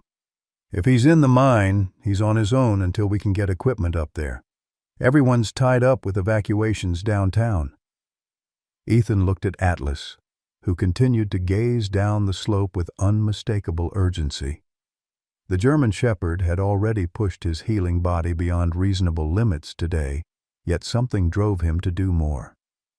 "Get Lisa somewhere safe," Ethan told Reynolds. "Atlas and I will check the mine." "That's insane," Reynolds protested. "Whitfield is dangerous, possibly armed, and Atlas is in no condition—" "I know," Ethan cut him off. "But Atlas makes his own choices. And he's choosing this." Reynolds studied the German shepherd, recognizing the resolute determination in those amber eyes. With reluctant understanding, he nodded. "Be careful, both of you." The descent was more treacherous than the climb had been. Mudslides had formed on the steeper sections, forcing them to find alternative routes down. Atlas led with confidence, his military training evident in how he scouted each path before committing to it. As they approached the mine entrance, Ethan activated his radio. "Miller, we're at the mine. Any sign of Whitfield elsewhere?" "Negative," came the response. "Be advised, water levels inside the mine are likely still rising from underground seepage. Proceed with extreme caution." The entrance was now completely submerged, water gushing from the opening like an artificial spring. Atlas circled the area, nose working intently, before moving along the hillside to a ventilation shaft partially hidden by overgrown brush. "Another way in?" Ethan asked, following the German shepherd's lead. Atlas confirmed with a short bark, pawing at the rusted grate covering the shaft. It took Ethan's full strength to wrench it free, revealing a narrow vertical passage with metal rungs embedded in the wall. "I'll go first," he told Atlas, unsure if the injured dog could navigate the shaft. The descent was claustrophobic and precarious, the metal rungs slippery with moss and condensation. Ethan moved carefully, testing each rung before putting his weight on it. When he reached the bottom, he found himself in a maintenance tunnel that connected to the main shaft approximately 50 yards in. "Atlas?" he called upward, concerned by the silence above. A scrabbling sound preceded the German shepherd's appearance at the shaft opening. Without hesitation, Atlas leapt into the darkness, using the walls of the narrow passage to break his fall in a remarkable display of agility and problem-solving. He landed beside Ethan with a soft grunt, immediately shaking himself before turning toward the main tunnel. "You never cease to amaze me," Ethan murmured, following the determined dog. Water had indeed continued to rise within the mine, now reaching mid-calf level in the main passage. They splashed forward, guided by Ethan's flashlight and Atlas's keen senses. The German shepherd suddenly stopped, head raised, listening intently before changing direction down a side tunnel that sloped upward. They found Whitfield in a higher chamber that had remained dry despite the flooding below. He sat slumped against the wall, legs stretched before him at an unnatural angle, clearly broken in his escape attempt. His face, once handsome and controlled, had transformed into a haggard mask of pain and defeat. He looked up as their flashlight beam found him, momentary hope crumbling into bitter recognition. "Of course," he said, voice rough with pain. "Of course it would be you two." Atlas growled low in his throat, but made no move to approach. Instead, he positioned himself between Whitfield and Ethan, a living barrier against potential threat. "The mine's flooding," Ethan stated simply. "You need medical attention and evacuation." Whitfield laughed bitterly. "And you're here to provide that? After everything? Don't insult my intelligence, Doctor." "I'm here because Atlas led me here," Ethan replied honestly. "Your quarrel is with him, not me, yet he's the one who knew you were in trouble." Whitfield's gaze shifted to the German shepherd, a complex emotion flickering across his face. "Still defective," he murmured. "Still can't override that flaw in your programming." Despite the derision in his words, something like wonder tinged his voice. "It's not a flaw," Ethan countered. "It's what makes him exceptional. What you could never understand." Atlas maintained his protective stance, but the growl had subsided. He watched Whitfield with alert wariness rather than aggression. Using the radio, Ethan reported their position to Sheriff Miller, who promised to dispatch a rescue team as soon as one became available. "Might be a few hours," the sheriff warned. "Can you stabilize him?" "I'll do my best," Ethan replied, eyeing Whitfield's injury. The broken leg needed proper immobilization before transport, but his emergency kit contained only basic supplies. "Don't touch me," Whitfield warned as Ethan approached. "You have two choices," Ethan replied calmly. "Let me stabilize that leg or lose it to compartment syndrome within the next few hours. Your call." Something in his professional detachment seemed to reach Whitfield, who, after a moment of consideration, gave a curt nod of acquiescence. Working methodically, Ethan used items from his kit along with pieces of abandoned mining equipment to create a makeshift splint. Whitfield endured the painful procedure in stoic silence, his gaze repeatedly returning to Atlas, who maintained his vigilant watch from several feet away.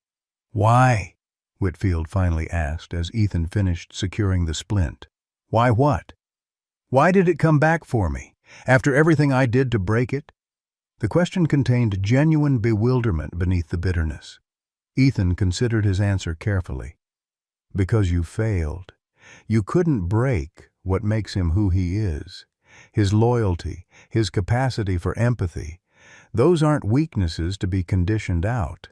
They're the core of his strength." Whitfield shook his head slightly. "Sentiment. Inefficient and vulnerable. And yet," Ethan observed quietly, "here you are, being rescued by the very qualities you despise." The words hung between them in the damp air of the mine, unanswerable in their simple truth.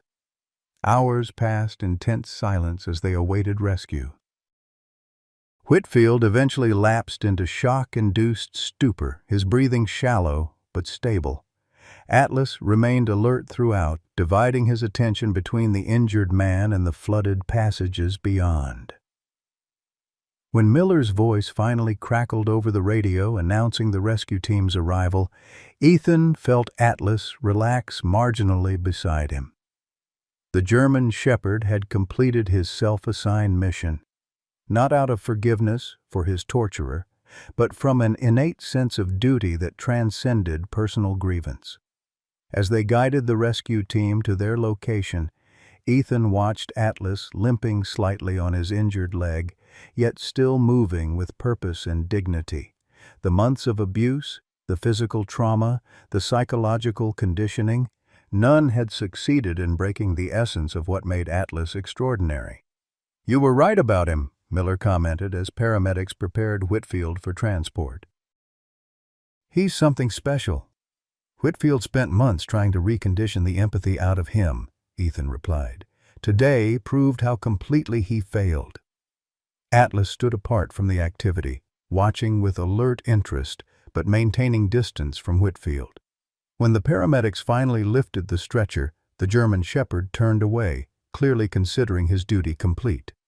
They emerged from the mine to find the storm had passed entirely, leaving behind a transformed landscape of mud, debris, and receding floodwaters.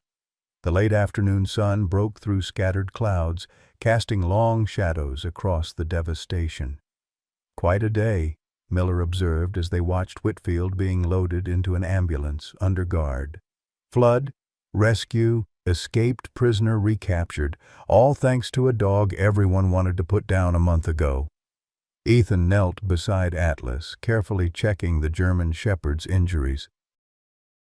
The exertion had clearly taken a toll. The leg tremor had intensified, and exhaustion showed in every line of the dog's body. Yet there was something new in Atlas's amber eyes, a quiet satisfaction, perhaps even peace. "Let's go home, boy," Ethan said softly. "You've done enough for one day." Atlas leaned against him briefly, a rare moment of physical affection from the normally dignified dog. Then, with typical determination, he straightened and took the first step toward home, ready as always to lead the way forward. The truth revealed itself in layers, like autumn leaves gradually exposing the bare branches beneath. In the week following Whitfield's arrest, the full extent of his operation emerged through military investigations, forensic evidence, and the testimonies of those he'd betrayed. Captain Rodriguez delivered the findings to Ethan's cabin personally, her official demeanor softened by what she'd discovered. Whitfield's network was larger than we initially thought. 8 former military personnel involved in stealing working dogs reported as KIA, then selling them to private security firms with questionable overseas contracts. "How many dogs?" Ethan asked, dreading the answer as he checked Atlas's surgical site. The German shepherd was recovering steadily, now able to stand and walk short distances without assistance. 23 confirmed missing, Rodriguez replied grimly. We've recovered 6 alive so far, including Atlas. The graves by the river account for 3 more. The rest. She left the sentence unfinished, but the implication was clear. Martha, who had appointed herself Atlas's unofficial nurse, shook her head in disgust. All those animals who served their country, treated like disposable equipment.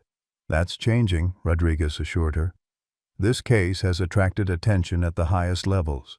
There's talk of new legislation regarding military working dogs, including stronger protections and recognition of their service. Atlas watched the conversation with his usual intelligent focus, his amber eyes tracking each speaker as if following the implications. Since the night of Whitfield's capture, his recovery had accelerated remarkably. Ethan suspected the resolution of the threat had allowed the dog's body to finally direct all its energy toward healing. "What about Whitfield?" Ethan inquired. "Any chance he'll walk away from this?" Rodriguez's expression hardened. "Not this time. He's facing multiple federal charges: theft of military property, animal cruelty, kidnapping, attempted murder, conspiracy. The list goes on. His co-conspirators are falling over themselves to cooperate in exchange for leniency." The vindication felt hollow against the backdrop of suffering Whitfield had caused. Ethan glanced at Atlas, wondering how much the dog understood of his tormentor's fate. "There's something else," Rodriguez continued, her tone shifting subtly. "The formal investigation into Atlas's service record has been completed." Ethan tensed, aware this was the moment that would determine Atlas's future. Despite Captain Reynolds' petition for adoption, military regulations remained strict regarding working dogs. Rodriguez removed an official folder from her briefcase. Atlas K9 7734's service record is exemplary. Multiple commendations for actions in Afghanistan, including the rescue of an entire unit during an ambush. She paused, meeting Ethan's eyes. "Including, apparently, a certain military doctor whose transport was hit by an IED near Kandahar." The revelation struck Ethan with physical force. "What?" "The dates align, Dr. Harlow.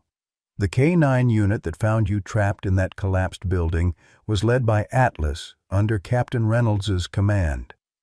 Ethan's mind reeled, fragments of memory suddenly reconnecting. The amber eyes in the darkness, the determined digging, the persistent barking that had guided rescuers to his location. "That's impossible. It can't be the same dog." Atlas had risen to his feet, moving to Ethan's side with deliberate purpose, pressing against his leg as if confirming the connection. "Military working dogs are deployed where needed," Rodriguez explained. "Atlas and Captain Reynolds were temporarily assigned to support medical evacuation during that period." Martha watched the realization transform Ethan's face. "You never mentioned you were rescued by a dog." "I was barely conscious," Ethan said softly, kneeling to look Atlas in the eyes. "I remember the amber eyes, the barking, but everything else is a blur of pain and dust." He placed a gentle hand on Atlas's head. "It was you, wasn't it?" Atlas pressed his muzzle into Ethan's palm, a soft whine escaping his throat. "The official record," Rodriguez continued, allowing them their moment before returning to business, "confirms that Atlas was presumed killed 2 days later during another rescue operation. Captain Reynolds was severely injured in the same incident and evacuated. During his recovery, he was informed that Atlas had been killed in action. But Whitfield took him instead," Ethan concluded, still processing the incredible connection. "Yes, Whitfield was coordinating K9 deployments at the base. He falsified the death record and diverted Atlas to his reconditioning program." Rodriguez's professional composure slipped slightly. Apparently, Atlas's repeated acts of sacrificial heroism represented everything Whitfield despised. He called it emotional weakness in his private records. The cruelty of it, punishing a dog for the very qualities that made him extraordinary, left them all momentarily speechless. Rodriguez cleared her throat. Which brings me to the official decision regarding Atlas's future. She withdrew an official document from the folder. In recognition of his service and the unusual circumstances of his recovery, Atlas has been granted full military retirement with honors. Furthermore, she continued, a hint of satisfaction creeping into her voice, the adoption request filed by Captain Reynolds has been approved. Relief swept through the room. Martha clasped her hands together in silent gratitude, while Ethan felt a weight lift from his shoulders. However, Rodriguez added, causing the momentary celebration to falter, there's a complication. Captain Reynolds has received emergency deployment orders. He'll be overseas for at least 9 months, possibly longer. But what about Atlas? Martha asked, concern evident in her voice. That's the complication. Reynolds has requested that during his deployment, Atlas be placed with... Rodriguez glanced at Ethan. With the doctor who saved his life.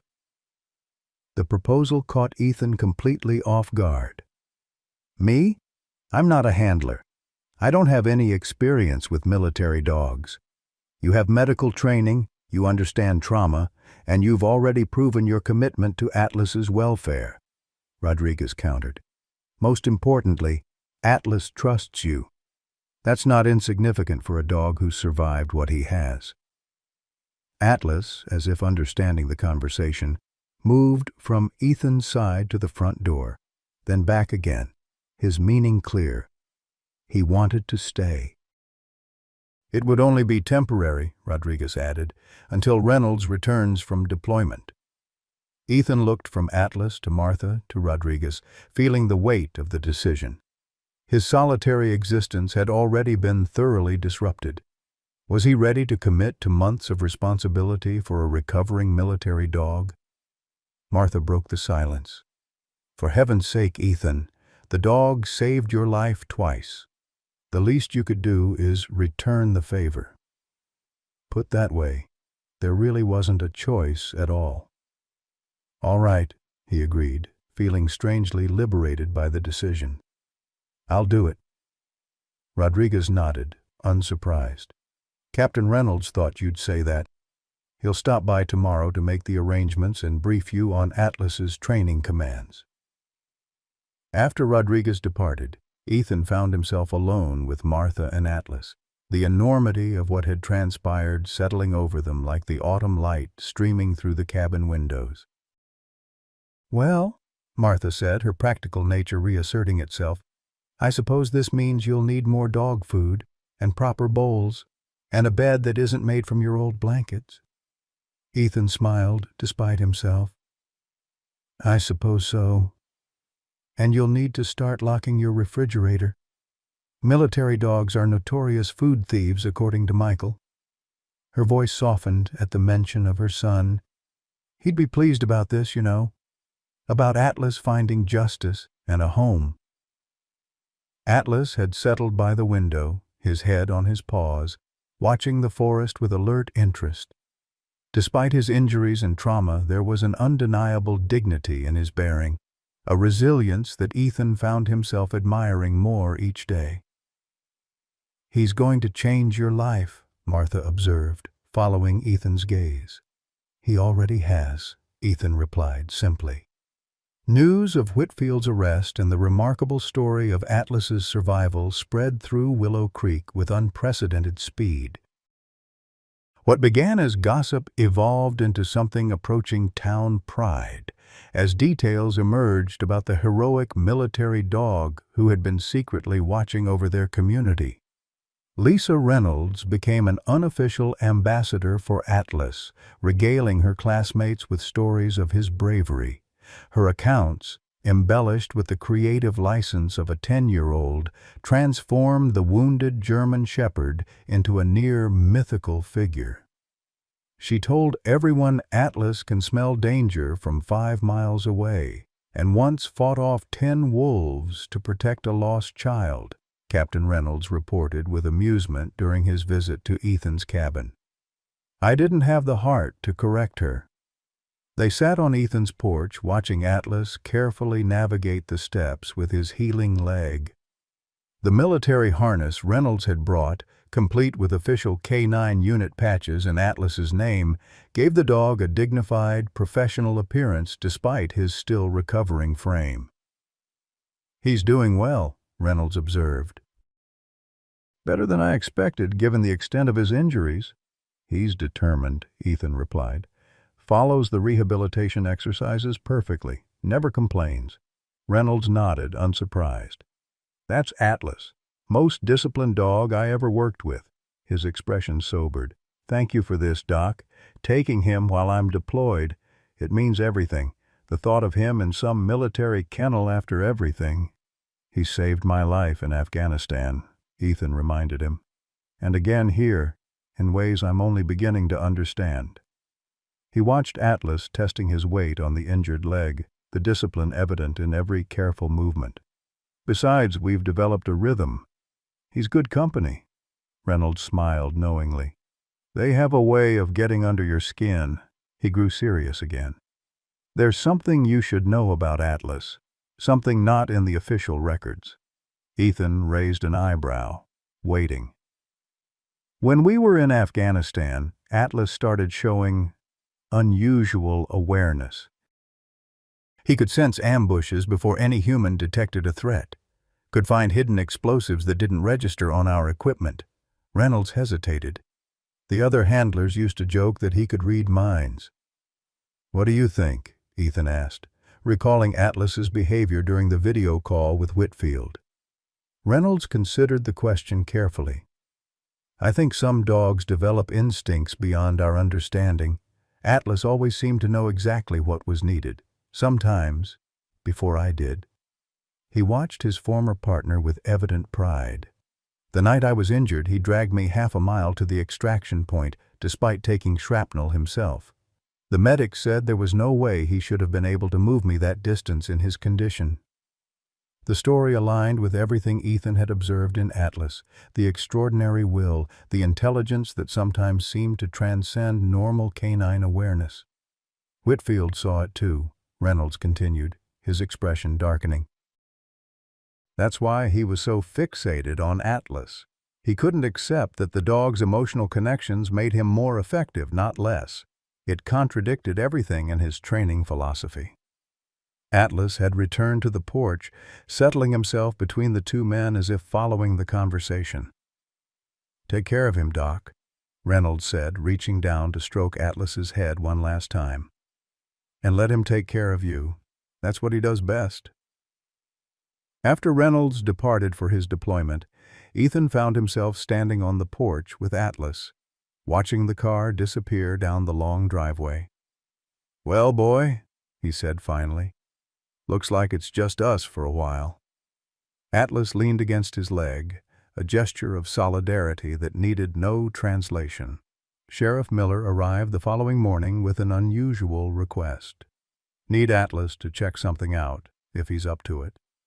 Ethan frowned, protective of his charge's recovery. "He's not ready for any strenuous activity." "The leg is still healing." "Nothing strenuous," Miller assured him. "Just his nose. We're clearing out Whitfield's rental house, and there's a locked room we can't access, given his history of hiding evidence." Understanding dawned. "You want Atlas to check for any other dogs or remains?" Miller nodded grimly. "Military police are sending specialists, but they won't arrive until tomorrow. If there's an animal in distress..." The responsibility weighed heavily on Ethan. Atlas was recovering well but still vulnerable. Yet if there were more victims of Whitfield's cruelty... "I'll ask him," Ethan said finally.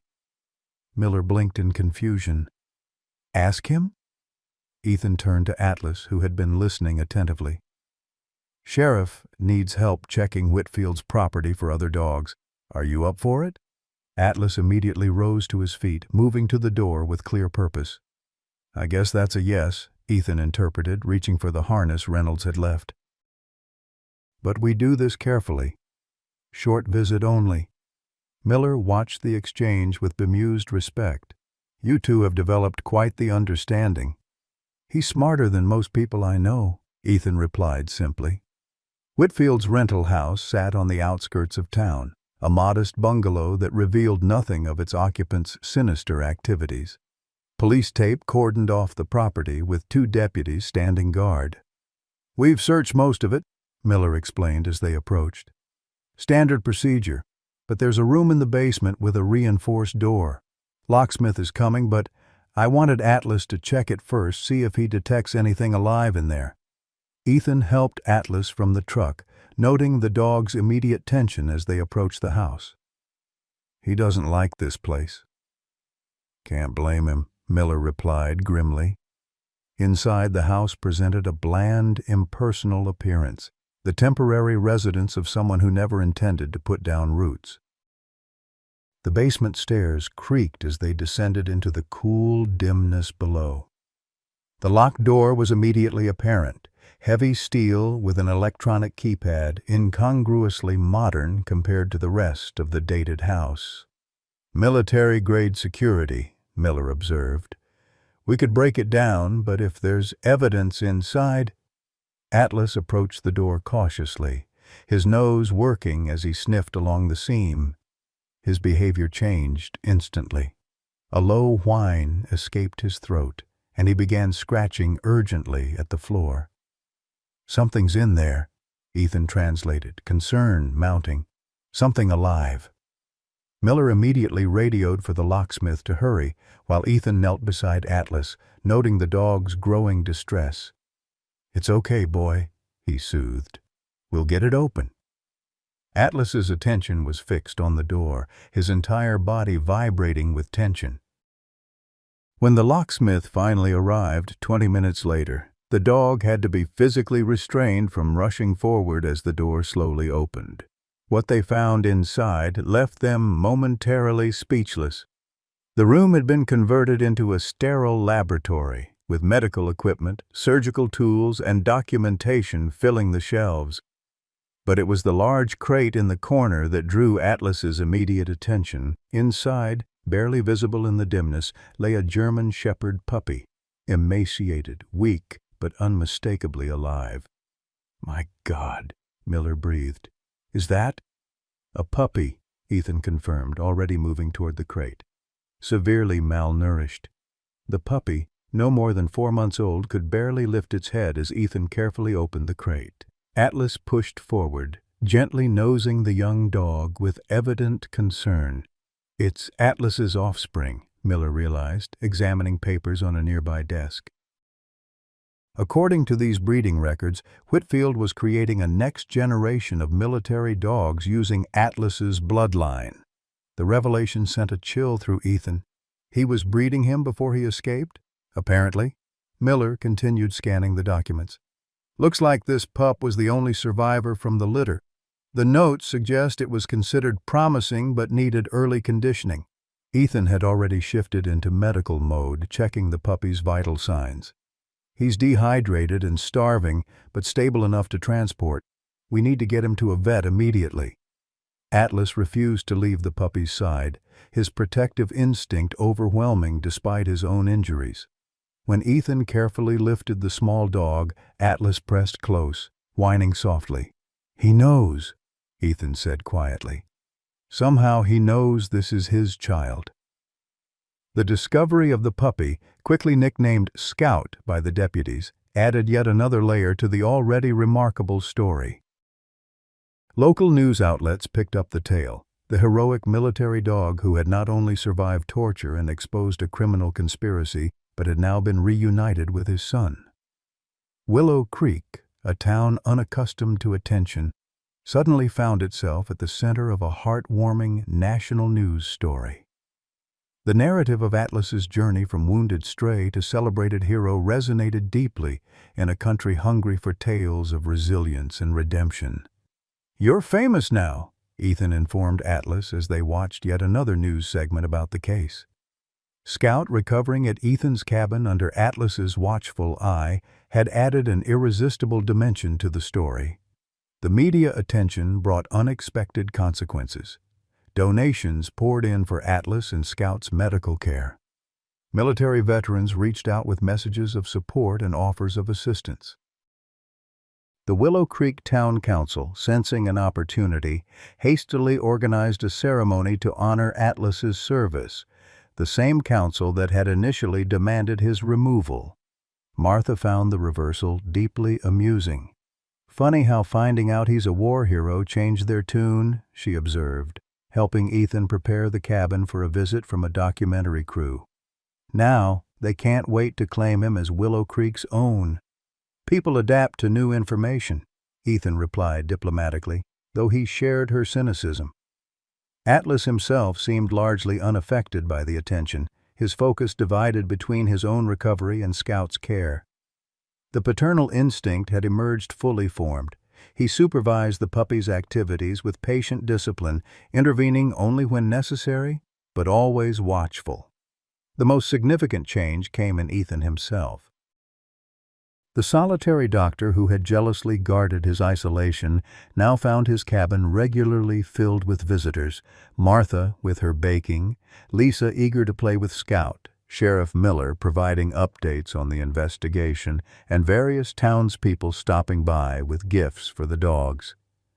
"You've become a social butterfly," Martha teased during one such gathering. "Next thing we know, you'll be running for town council."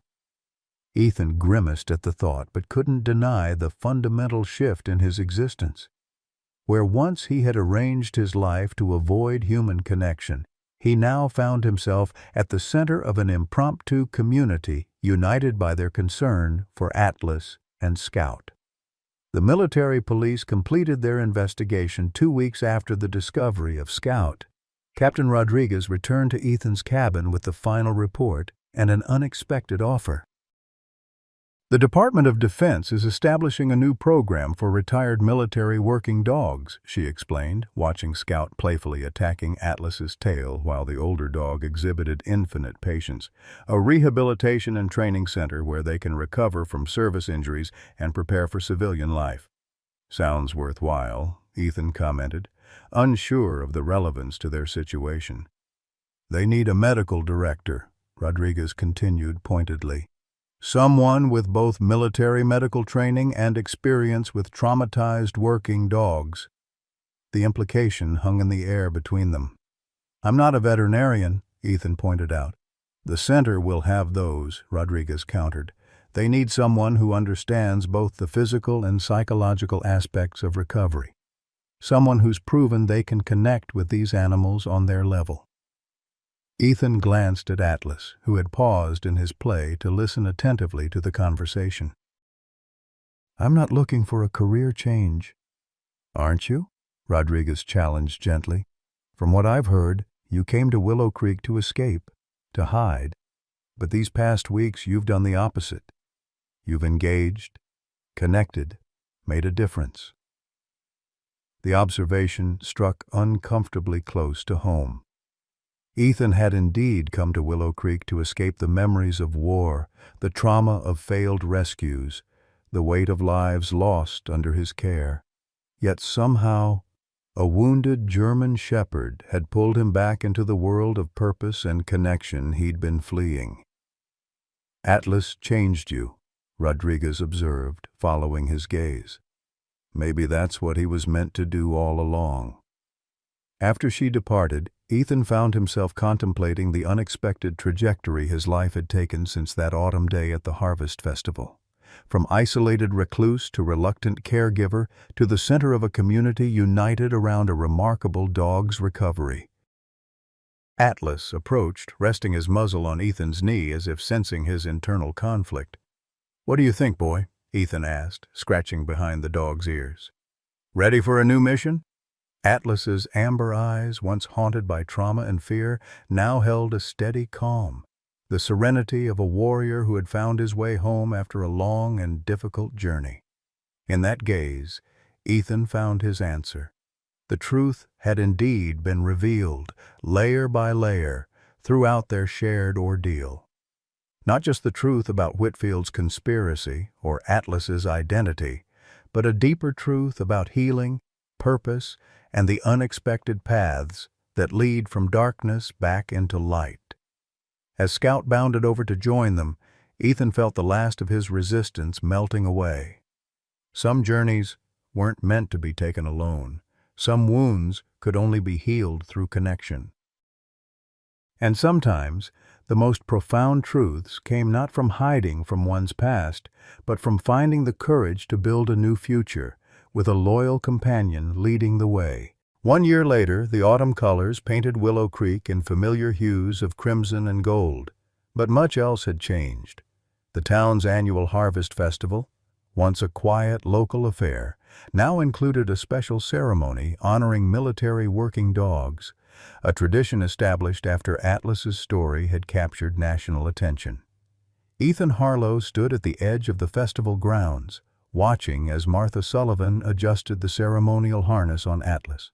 The German shepherd, now fully recovered and restored to his impressive physical condition, sat patiently through her fussing, his amber eyes occasionally finding Ethan's with what could only be described as amused tolerance. "He cleans up nice," Sheriff Miller observed, joining Ethan with a cup of cider. "Hard to believe that's the same dog we found half dead last year." Indeed, the transformation was remarkable. Atlas's coat gleamed with health, the scars from his ordeal now hidden beneath thick fur. His bearing reflected his military training, alert, dignified, and perpetually watchful. Only those who knew him well could detect the subtle softening that had occurred during his year in Willow Creek, the occasional playful moments, the gentle patience with children, the contented sighs as he lounged on Ethan's porch in the evening sun. "Where's the little hellion?" Miller asked, looking around for Scout. "With Lisa," Ethan replied, nodding toward the festival's petting zoo area where the now adolescent dog was demonstrating impressive obedience despite the chaos of excited children. "She's showing off his training progress." Scout had grown into a handsome young dog, inheriting his father's intelligence and striking appearance. Unlike Atlas, who had experienced the worst of humanity before finding peace, Scout had known only kindness and proper training. The result was a confident, balanced dog with Atlas's natural abilities, but none of his trauma. "Reynolds gets back next week," Miller confirmed. Ethan nodded, feeling the complex emotions that accompanied the thought of Atlas's handler returning from deployment. "Wednesday. He's eager to see Atlas." What remained unspoken was the question that had hung in the air for months. What would happen when Reynolds returned? The temporary guardianship arrangement had evolved into something deeper than anyone had anticipated. Atlas had become more than a patient or even a pet. He was Ethan's partner, his constant companion through a year of profound personal change. "You're really going through with it?" Miller asked, reading Ethan's thoughts with uncomfortable accuracy. "The Military Dog Center in Colorado?" "The Canine Veterans Recovery Center," Ethan corrected with a small smile. "And yes, construction finished last month. We move in after Reynolds returns." The decision hadn't been easy, but ultimately had felt inevitable. Captain Rodriguez's offer had evolved into a full proposal. Ethan would serve as medical director for a groundbreaking facility dedicated to rehabilitating military working dogs and preparing them for civilian life or continued service. The position would allow him to use both his medical training and the unique insights he'd gained through Atlas's recovery. "Willow Creek won't be the same without you," Miller said, the gruff sheriff's voice betraying unusual emotion. "Or the dogs." The sentiment reflected a broader truth. Atlas and Scout had transformed the small town as thoroughly as they had changed Ethan's life. The once struggling community had embraced its unexpected role in the remarkable story, using the publicity to attract visitors and revitalize local businesses. A mural depicting Atlas's journey now adorned the side of the town hall, and the previously vacant storefront beside Delaney's Diner had reopened as Atlas Canine Supplies, specializing in equipment for working and service dogs. Actually, Ethan began. "That's something I wanted to discuss with you and the town council." Before he could elaborate, Mayor Richards approached with a cluster of important-looking visitors, representatives from the Department of Defense who had traveled to Willow Creek for the ceremony. "Dr. Harlow," Richards greeted him with the excessive enthusiasm he now reserved for Ethan, a complete reversal from his earlier wariness. "These gentlemen were hoping for a word before the ceremony." The official portion of the festival began at noon with a dedication of the new monument, a bronze statue of a military working dog standing alert at the town square. Though not explicitly stated, everyone recognized the sculpture's resemblance to Atlas. The German shepherd himself seemed unimpressed by his bronze counterpart, maintaining perfect discipline beside Ethan during the speeches and ribbon cutting. When Martha stepped forward to speak, a reverent hush fell over the gathered crowd. As the mother of a fallen K-9 unit coordinator and the town's beloved retired nurse, her perspective carried special weight. "A year ago, most of us saw only a dangerous stray," she began, her clear voice carrying across the square. "We were quick to judge by appearance, by fear, by ignorance. What we failed to see was the hero standing before us, wounded, yes, but undefeated." Atlas, as if understanding he was the subject of discussion, sat a little straighter. "This dog taught our town something profound," Martha continued. "He taught us that appearances deceive, that courage comes in many forms, that loyalty and service deserve recognition and respect." She paused, emotion briefly overwhelming her practiced composure. "My son Michael always said that working dogs represent the best of what we hope to be, selfless, brave, and unfailingly loyal. Atlas has proven him right in ways I never imagined possible." The ceremony concluded with Atlas receiving an official commendation from the Department of Defense, a medal of distinguished service that Ethan carefully attached to his ceremonial harness. The crowd's applause washed over them, a wave of genuine appreciation that reflected how thoroughly the community had embraced Atlas's story. As the formal proceedings transitioned into festival activities, Ethan found a quiet moment with Atlas away from the crowds. They sat together on a bench beneath an old oak tree, watching Scout and Lisa demonstrate tricks to delighted children nearby. "One more week," Ethan said softly, his hand resting on Atlas's neck. "Then everything changes again." Atlas leaned against him, a gesture of solidarity that had become their private language over the months together. The dog's capacity for emotional support had proven as remarkable as his intelligence and courage. He seemed to sense Ethan's moods intuitively, offering silent companionship during difficult days and gentle encouragement when needed. Their peaceful moment was interrupted by Lisa bounding over with Scout at her heels. At 9 months old, the younger dog still retained puppyish enthusiasm despite his growing size and discipline. "Dr. Harlow, Atlas got a standing ovation!" Lisa exclaimed, her face flushed with excitement. "Even Mrs. Morris was clapping, and she used to say he should be put down." "People change their minds when they learn the truth," Ethan replied, smiling at her enthusiasm. "Scout did well with your demonstration." Lisa beamed with pride. "Dad says he's the smartest dog he's ever trained, except for Atlas." Her expression faltered slightly. "Is it true you're really leaving next week?" The question touched the tender spot in Ethan's heart. His attachment to Willow Creek had grown deeper than he'd ever intended. "Yes, but that's actually something I wanted to talk to your father about." "Is he here?" Captain Reynolds appeared from the festival crowd as if summoned, his military bearing softened by civilian clothes and the relaxed smile that had returned during his year-long deployment. Unlike his previous overseas tours, this assignment had been administrative, allowing him regular communication and updates on Atlas's progress. "Speak of the devil," Ethan greeted him. "I was just looking for you. Figured I'd find you hiding from the attention," Reynolds replied with knowing amusement. "Atlas enjoying his moment of fame?" Atlas acknowledged his former handler with alert interest, but remained pressed against Ethan's side, a subtle but significant indication of where his primary loyalty now resided. "There's something I wanted to discuss before you return next week," Ethan began, unusually hesitant. "About Atlas and the arrangements moving forward."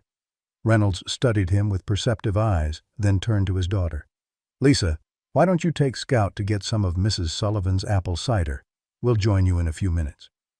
When they were alone, Reynolds sat beside Ethan, both men watching Atlas, who observed them with intelligent interest. "You're worried about separating them," Reynolds stated simply, nodding toward Atlas and the distant Scout. "Among other things," Ethan admitted. "They've bonded significantly. Scout responds to Atlas's guidance in ways that traditional training can't replicate." Reynolds nodded thoughtfully. "I noticed. Scout's development is remarkable. He's learning directly from one of the best military dogs ever trained." He paused, choosing his next words carefully. "But that's not your only concern, is it?" Ethan met the other man's gaze directly. "No. I've accepted the position in Colorado. The recovery center needs Atlas as much as it needs me. His ability to connect with traumatized dogs is extraordinary. He's already helped rehabilitate 3 retired military dogs that other programs considered lost causes." "You want to keep him," Reynolds stated without judgment. "I want what's best for him," Ethan corrected. "You're his original handler. You have priority." Reynolds smiled slightly. "Atlas has already made his choice, Doc. Look at him." The German Shepherd's position, pressed firmly against Ethan's side, attentive but relaxed, spoke volumes about his preference. "Military working dogs form primary bonds that typically last their lifetime," Reynolds explained. "Atlas and I had that bond once, but what you've built with him during his recovery and this past year, that's something deeper. You've become his person." The acknowledgement brought both relief and a sense of responsibility. "Are you sure? I know how much he means to you." "Which is exactly why I'm sure," Reynolds replied simply. "I've watched how he looks at you, how he anticipates your needs. That dog would walk through fire for you." He smiled wryly. "Besides, Lisa is completely attached to Scout. If I tried to separate them, I'd never hear the end of it." The solution emerged organically. Reynolds would formally transfer Atlas's adoption to Ethan, while taking primary ownership of Scout. The arrangement would allow both dogs to remain connected while respecting the bonds that had formed. "There's one more thing," Ethan added, relief evident in his voice, "about the recovery center in Colorado. You're having second thoughts?" "The opposite," Ethan replied. "I'm proposing an alternative location, the old Blackstone Mining Administration building outside town. It's been vacant since the mine closed, but the structure is sound.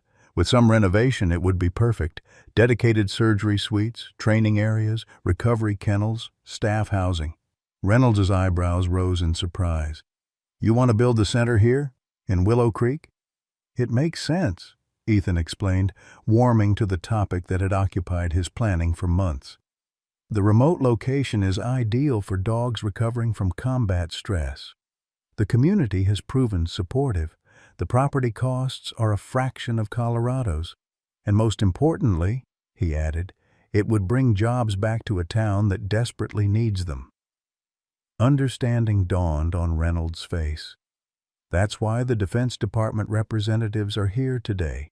You've already pitched this to them." "Preliminary discussions only," Ethan clarified, "but they're interested. The funding would be the same, just redirected to this location." The conversation continued as they rejoined the festival, outlining possibilities that would transform both Atlas's future and Willow Creek itself. By the time they reached the town square, where Martha was serving her famous apple cider, the framework of a new vision had emerged. Martha, with her uncanny ability to read situations, took one look at their expressions and nodded with satisfaction. "You've told him your idea about the mining building. News travels fast, Ethan observed dryly. Small towns, she replied with a shrug. Besides, I may have mentioned it to a few key council members to test the waters. They're cautiously optimistic. The afternoon mellowed into evening as the festival lights came on, casting a warm glow over the transformed town square. Atlas remained by Ethan's side throughout, accepting admiration from festival-goers with dignified patience. Scout and Lisa demonstrated increasingly impressive training routines, their teamwork drawing appreciative crowds. As twilight deepened, Ethan found himself standing with Martha, Reynolds, and Sheriff Miller near the new monument, watching the community celebration unfold. "A year ago, I wouldn't have recognized this town," Miller observed. "Or you, for that matter, Doc." Ethan couldn't disagree. The solitary, wounded man who had arrived in Willow Creek seeking isolation had been transformed as thoroughly as the town itself. Through Atlas, he had found not just purpose but connection, to the community, to his own past, and to possibilities for the future he had never imagined. Atlas did that, Martha stated with certainty. That dog brought healing to more than just himself. As if hearing his name, Atlas looked up at Ethan, his amber eyes reflecting the festival lights. In that gaze was the same intelligence and awareness that had first struck Ethan on that autumn day a year before, but now, without the shadow of fear and pain. "He found his way home," Reynolds said softly, "and helped you find yours in the process." The observation resonated deeply. Willow Creek had indeed become home, not the hiding place Ethan had initially sought, but a true community where he had found unexpected purpose and belonging. The Department of Defense representatives approached their small group, expressions suggesting positive developments regarding Ethan's proposal. As they discussed logistics and timelines for the Willow Creek Canine Veterans Recovery Center, Atlas maintained his alert watchfulness, occasionally glancing toward Scout as if assuring himself of the younger dog's well-being. Later that evening, as the festival wound down and the crowds dispersed, Ethan and Atlas walked the familiar path back to the cabin they had shared for the past year. Scout bounded ahead, investigating scents with youthful enthusiasm, while Atlas maintained his characteristic dignified pace beside Ethan. The cabin, once a testament to Ethan's desire for isolation, had evolved into a space of connection and purpose. Photographs now adorned walls that had previously been bare. Books on canine psychology and rehabilitation filled shelves once occupied solely by medical texts, evidence of a life engaged rather than withdrawn. As they settled on the porch to watch the autumn stars emerge, Ethan reflected on the journey that had brought them to this moment. From the wounded stray everyone had feared to the celebrated hero now wearing medals of distinction, Atlas had traveled an extraordinary path of recovery and redemption. But perhaps the more profound transformation had been in those around him, in a town that learned to look beyond appearances, in a community that rediscovered its capacity for compassion, in a wounded healer who found his way back to connection through the silent understanding of a dog who had endured the worst of humanity, yet never lost his capacity for loyalty and trust. "We did it, boy," Ethan said softly, his hand resting on Atlas's head. "We found our way home."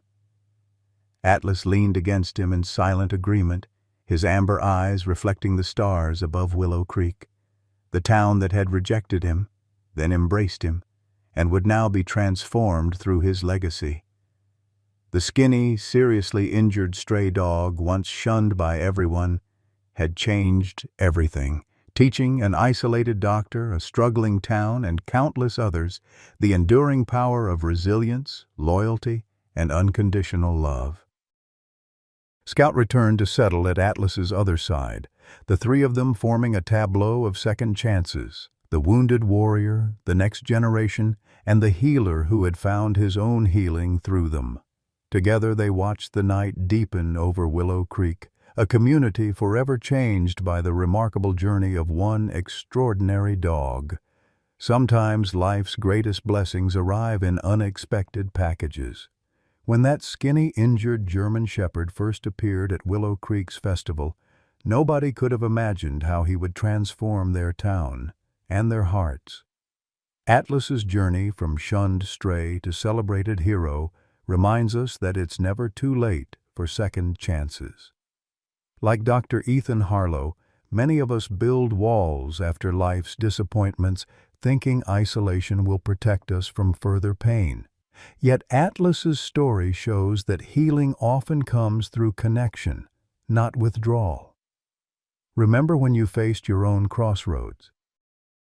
Perhaps after retirement, losing a loved one, or moving to a new community? Like Willow Creek, our lives can experience remarkable renewal when we open ourselves to unexpected possibilities. The bond between Atlas and Ethan speaks to something we all crave: unconditional acceptance and purpose that transcends our past wounds. As Martha Sullivan wisely observed, that dog brought healing to more than just himself.